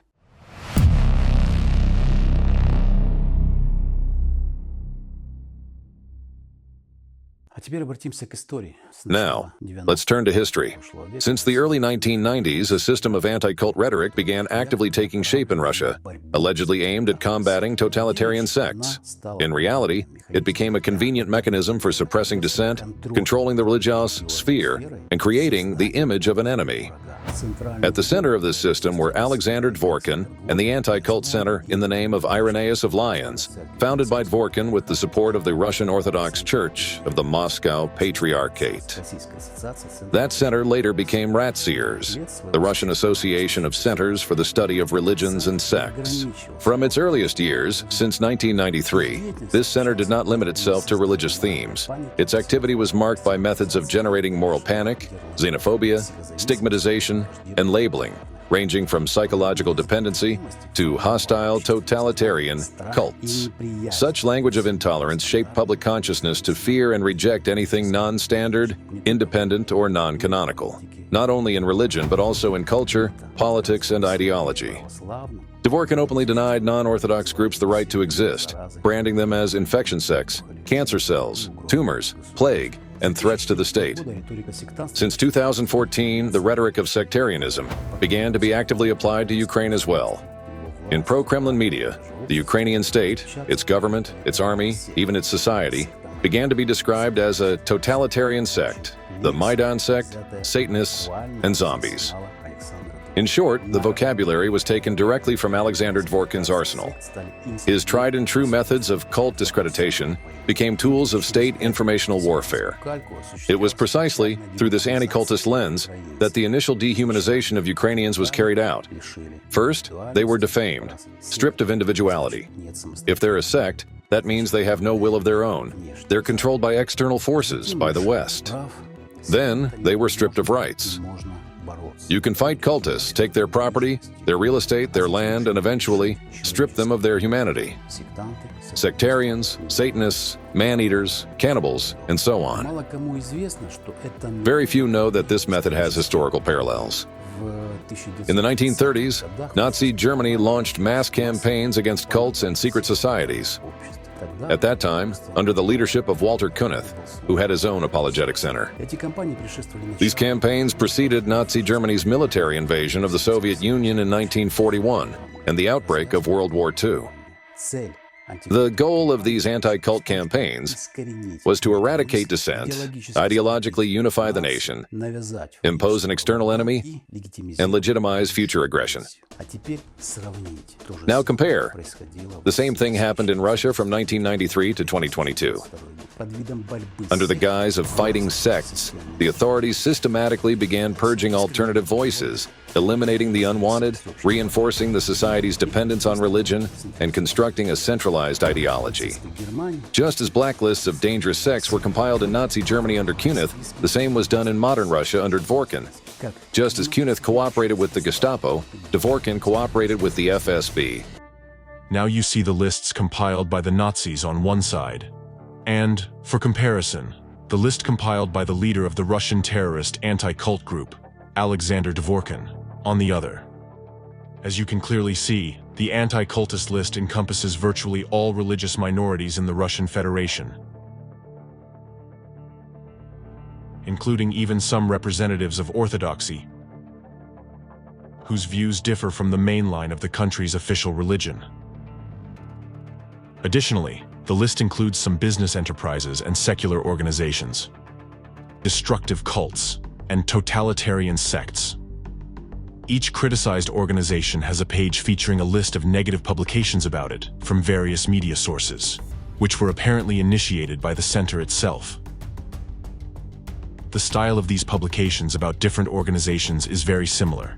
They are filled with identical emotional and judgmental headlines and descriptions, and extensively use emotionally charged language, in essence, hate speech. This includes deliberate defamation and the portrayal of members of the criticized groups with dehumanizing labels such as zombies, rapists, slaves, beasts. In reality, in a society marked by religious diversity, where various denominations coexist peacefully and are recognized as equal, it is extremely difficult to mobilize people for aggressive military actions. Wouldn't you agree? When a society upholds the principle of religious pluralism, people are less susceptible to propaganda rooted in hate. They're less likely to see their neighbors as enemies, right? And the opposite is also true. When a state is preparing to mobilize the population for war, it requires unity, an ideological stronghold, and the revival of the so-called gene of superiority within society. Or in other words, the cultivation of a sense of exclusivity, chosenness, of being a people supposedly chosen by God, with whom God himself is allegedly aligned. This so-called gene of superiority is in fact a euphemism. In essence, it refers us back to the very same ideas on which Nazism was based: belief in the exceptionalism of one's nation, race, mission, and the right to dominate. Historically, such narratives were used to justify aggression, repression, and genocide. Can one confidently launch a full-scale war without first carrying out an anti-cult purge? Try answering that question. Because before you fire at an external enemy, you first have to silence the internal one. Those who think differently, who doubt, who ask questions, whose voice of conscience is louder than the voice of command. That is why the historical parallels between Nazi Germany and modern Russia demand the most careful and in-depth analysis. What we're talking about is the preparation of consciousness, of public consciousness, the cultivation of hostility, the creation of an enemy image, a cult of power and chosenness, and the extermination of critical thinking. That's one of the steps on the path to war. This is a very serious topic, and it cannot be ignored if we want to understand how something like this could happen. But let's return to Ukraine. There's another point to consider.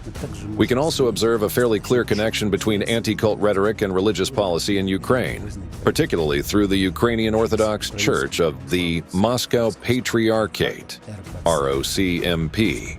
For many years, the Russian Orthodox Church of the Moscow Patriarchate sought to maintain spiritual hegemony, and the recognition of the autocephaly of the Orthodox Church of Ukraine in 2019 delivered a serious blow to those ambitions. In response, the anti-cult campaign took on a new tone. Ukraine was no longer presented merely as a sectarian state, but as a supposed threat to the traditional values of Russian Orthodoxy. These narratives began linking religious and political elements, laying the groundwork for justifying a military invasion. Thus, instead of being a tool for protecting society from manipulation, anti-cultism in Russian practice turned out to be a mechanism, and I emphasize this, a mechanism of ideological mobilization for launching a major war of conquest.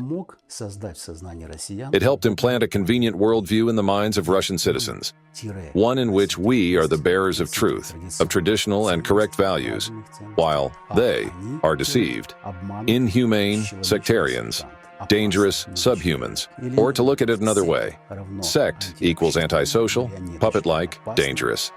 Everything Western equals alien, externally controlled, satanic. Within this logic, any violence becomes permissible, even justified.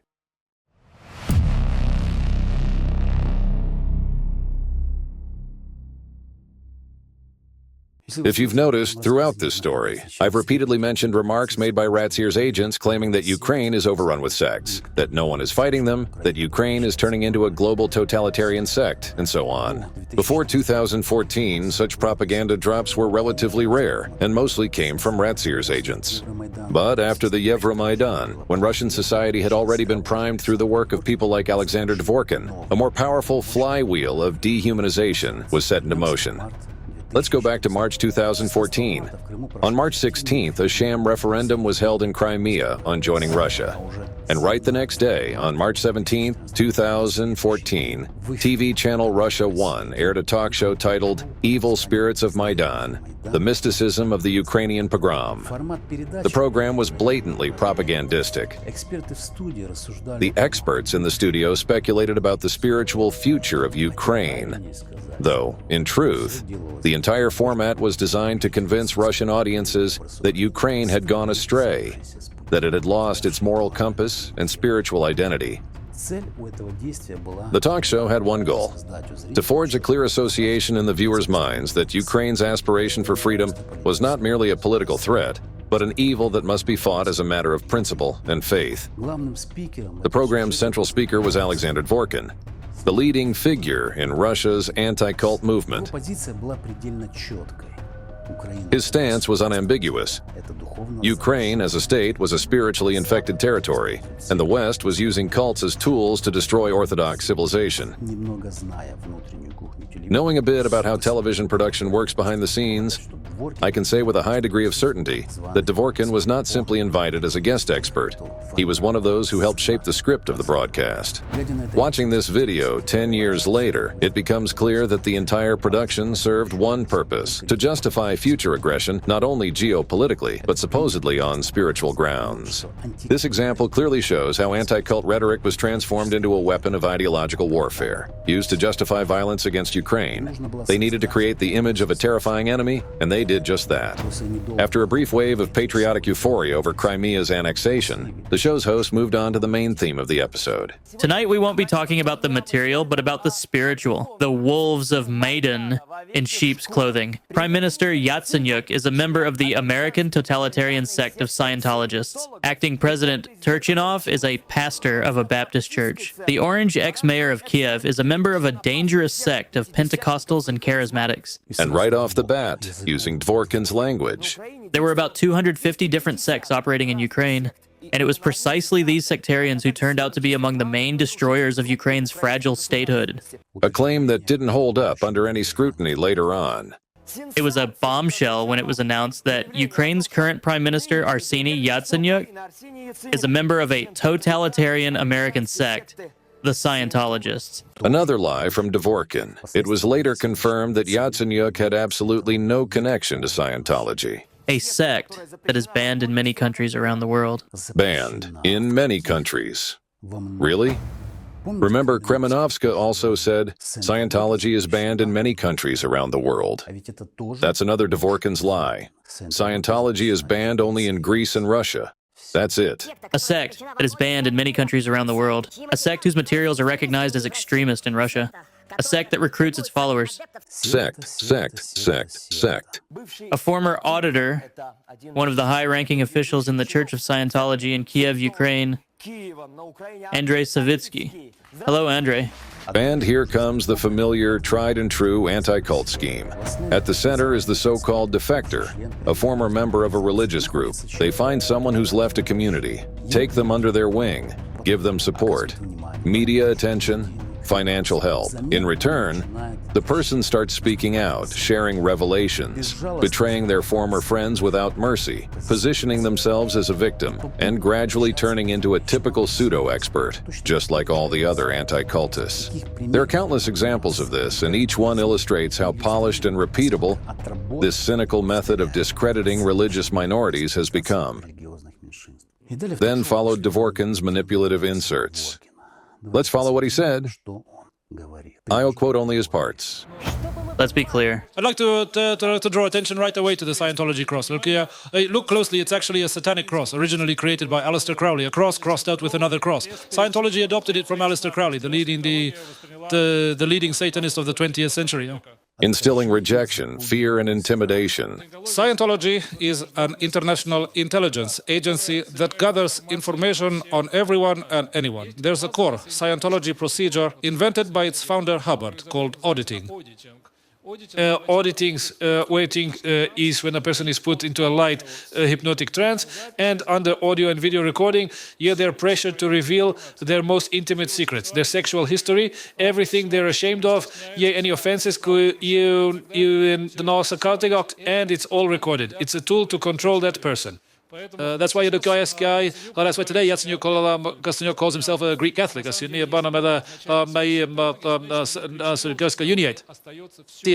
If he ever had any connection to Scientology, then he's still hooked for life, because they know everything he's afraid to tell anyone, and so they control him. Utter nonsense, intimidation, and fear-mongering.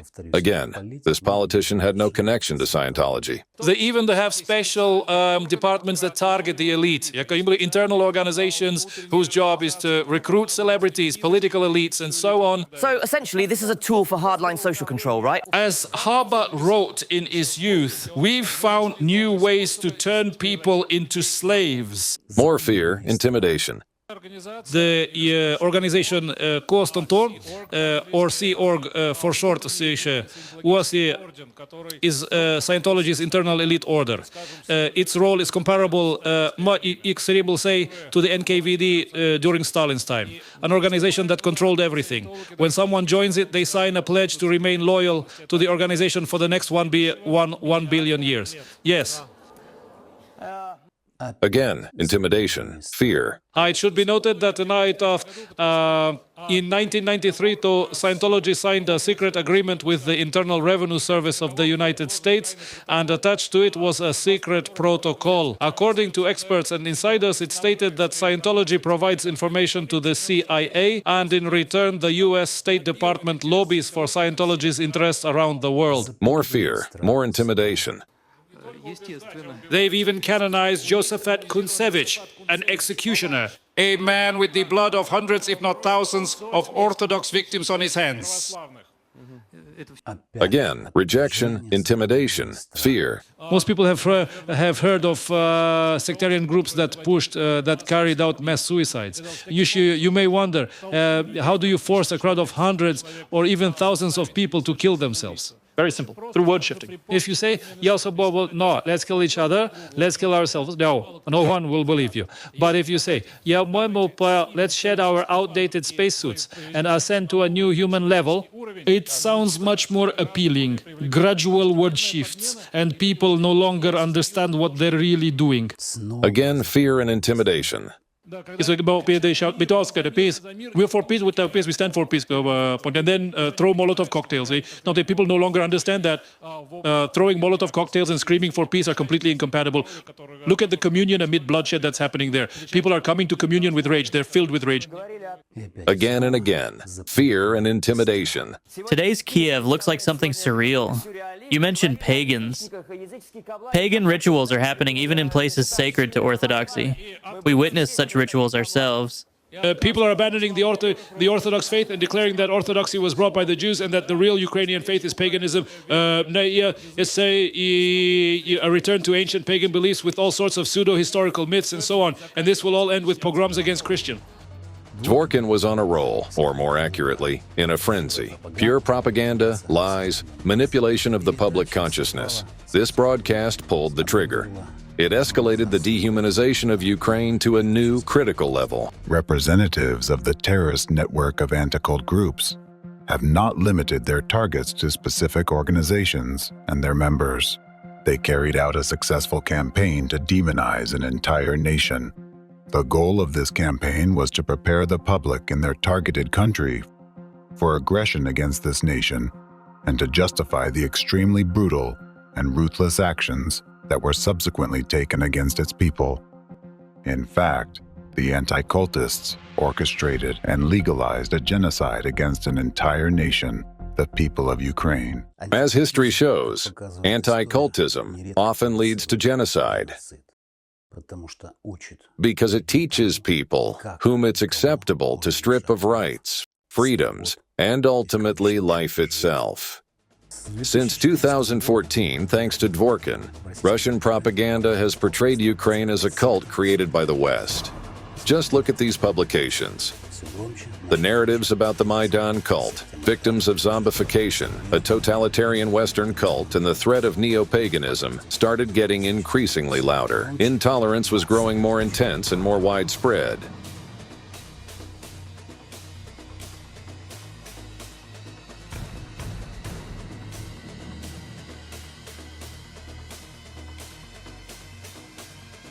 Tried and tested Dvorkin's methods became tools in the statewide information war. His words are like sparks in dry grass, igniting hatred that later spills over into bloodshed. Dvorkin is an instigator. His rhetoric helped lay the groundwork and push Russia toward war. He launched a monstrous mechanism, then slipped into the shadows. But the consequences of his words are all too real. It's a crime against humanity and a trail of shattered lives.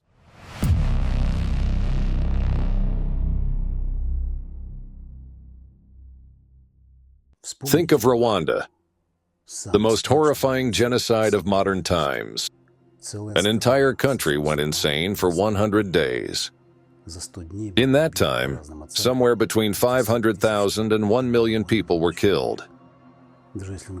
Even if we stick with the low estimate, 500,000 people, divided by 100 days, that's 5,000 people per day, or 200 people murdered every hour, brutally murdered, hour after hour for 3 months. How could that happen? Who led them there? The radio.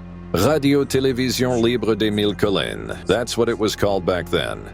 Hate radio was another name. They used the radio to call for murder, broadcast names and addresses, sang insane songs. hari iby'isoko ko byakoranye n'inyenzi inkotanyi byari bihari byari byinshi ibimenyetso simusiga birahari biragaragara ibyitso byarabonetse ndetse n'inyenzi zimwe zari zibarimo zagiye bigaragara mu mpande nyinshi z'igihugu cyacu ibyo byagiye bigaragara ko ibyo byitso koko byari bihari ariko ni mu baturage gusa icyo ni ikibazo nakomeje kuvuga ese koko ibyo byitso byari mu baturage gusa mu ngabo z'igihugu urumva ko nta byitso birimo iki kibazo kirakomeye kuko ibyitso biri mu ngabo z'igihugu nibyo biriho bituma igihugu inyenzi ririho zijagata igihugu cyacu araseseka ntayorwa turatubyumva baturage kurya niyo ngabo ikomeye hanyuma ntiwaceceke umuntu uzagushaka bishoboka Habyarimana abaturage bamwaze burya ntabwo yakwinjiramo abantu tubona bakorana n'inkotanyi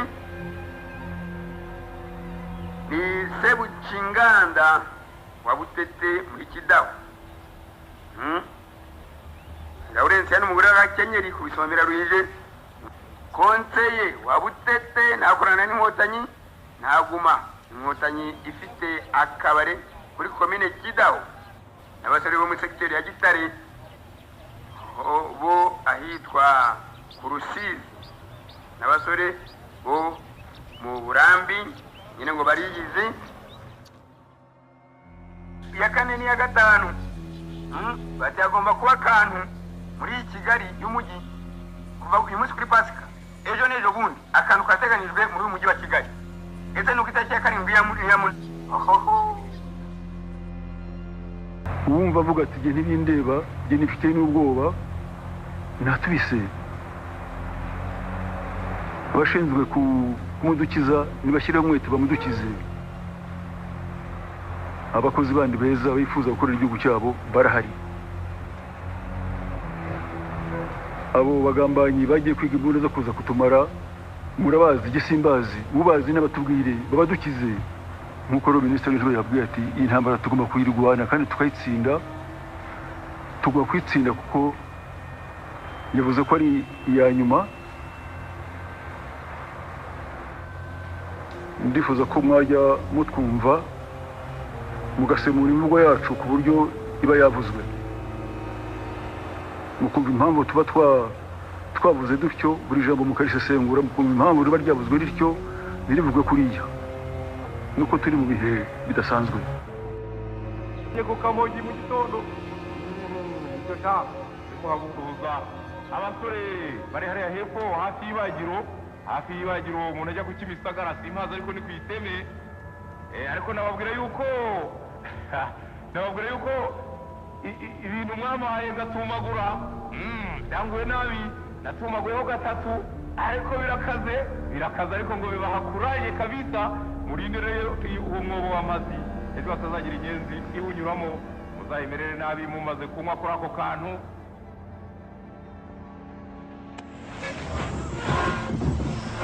Dimanche 19 juin 1994 et il est 16h22 à Kigali dans le blindé de la FNM. Avis à tous les individus qui nous écoutent, oui, à tous les individus qui nous écoutent, le Rwanda appartient à ceux qui le défendent vraiment. Et vous les individus, vous n'êtes pas des Rwandais.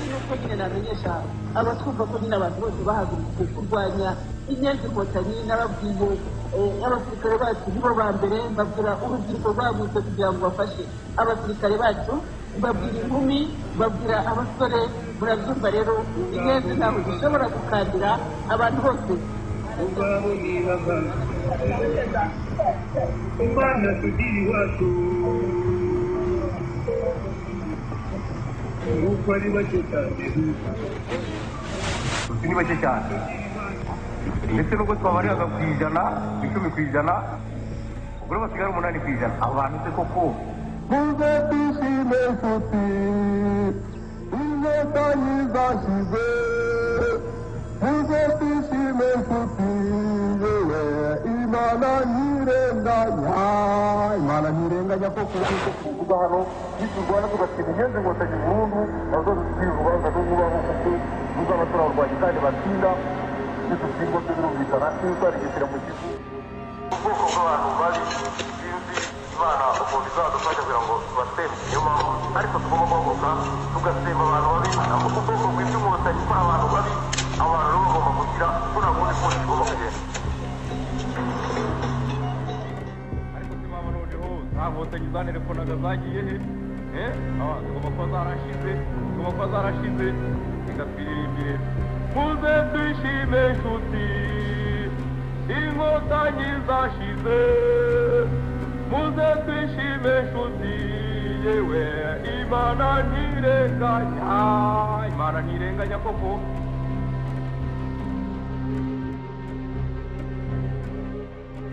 Now tell me, how are today's anti-cultists any different? It's the same incitement to violence, same blacklists on the websites of the Iryna Center, with people's addresses, lists of potential victims. They compile names of people and justify aggression toward them. Incite and fuel hatred, divide society into us and them. Dvorkin and his RACIRS, they are the modern-day version of Radio Mile Kalins in Rwanda. Tell me this, would 500,000 people have been killed in Rwanda without that radio station? And now let me ask the question another way. Would Russia have invaded Ukraine if not for Dvorkin's anti-cult campaign and the legal sanctioning of repression? Would Russia have invaded Ukraine if not for Alexander Novopashin, Dvorkin's right-hand man, who spent years drilling it into the heads of law enforcement and military officers that so-called Ukrainian neo-paganism was a threat?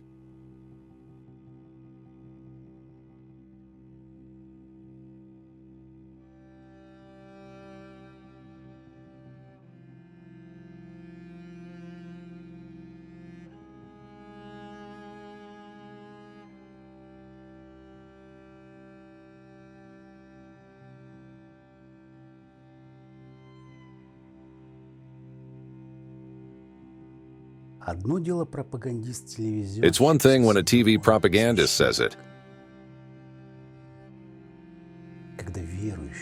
but when a priest speaks to the faithful, that message bypasses all critical filters.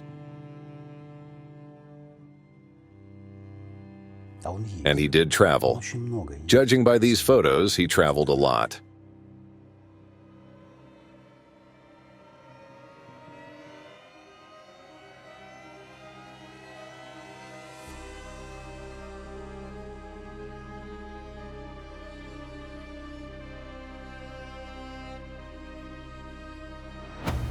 And again, it was exactly Dvorkin who first started talking about neo-paganism. He even wrote a book, Who Invented Neo-Paganism? And suddenly, every religious outlet in Russia was sounding the alarm about how dangerous it was. At the most recent meeting of the Holy Synod, there was even a special directive stating that we must pay close attention to countering this neo-pagan ideology. Isn't this all part of a massive propaganda machine that laid the groundwork for war?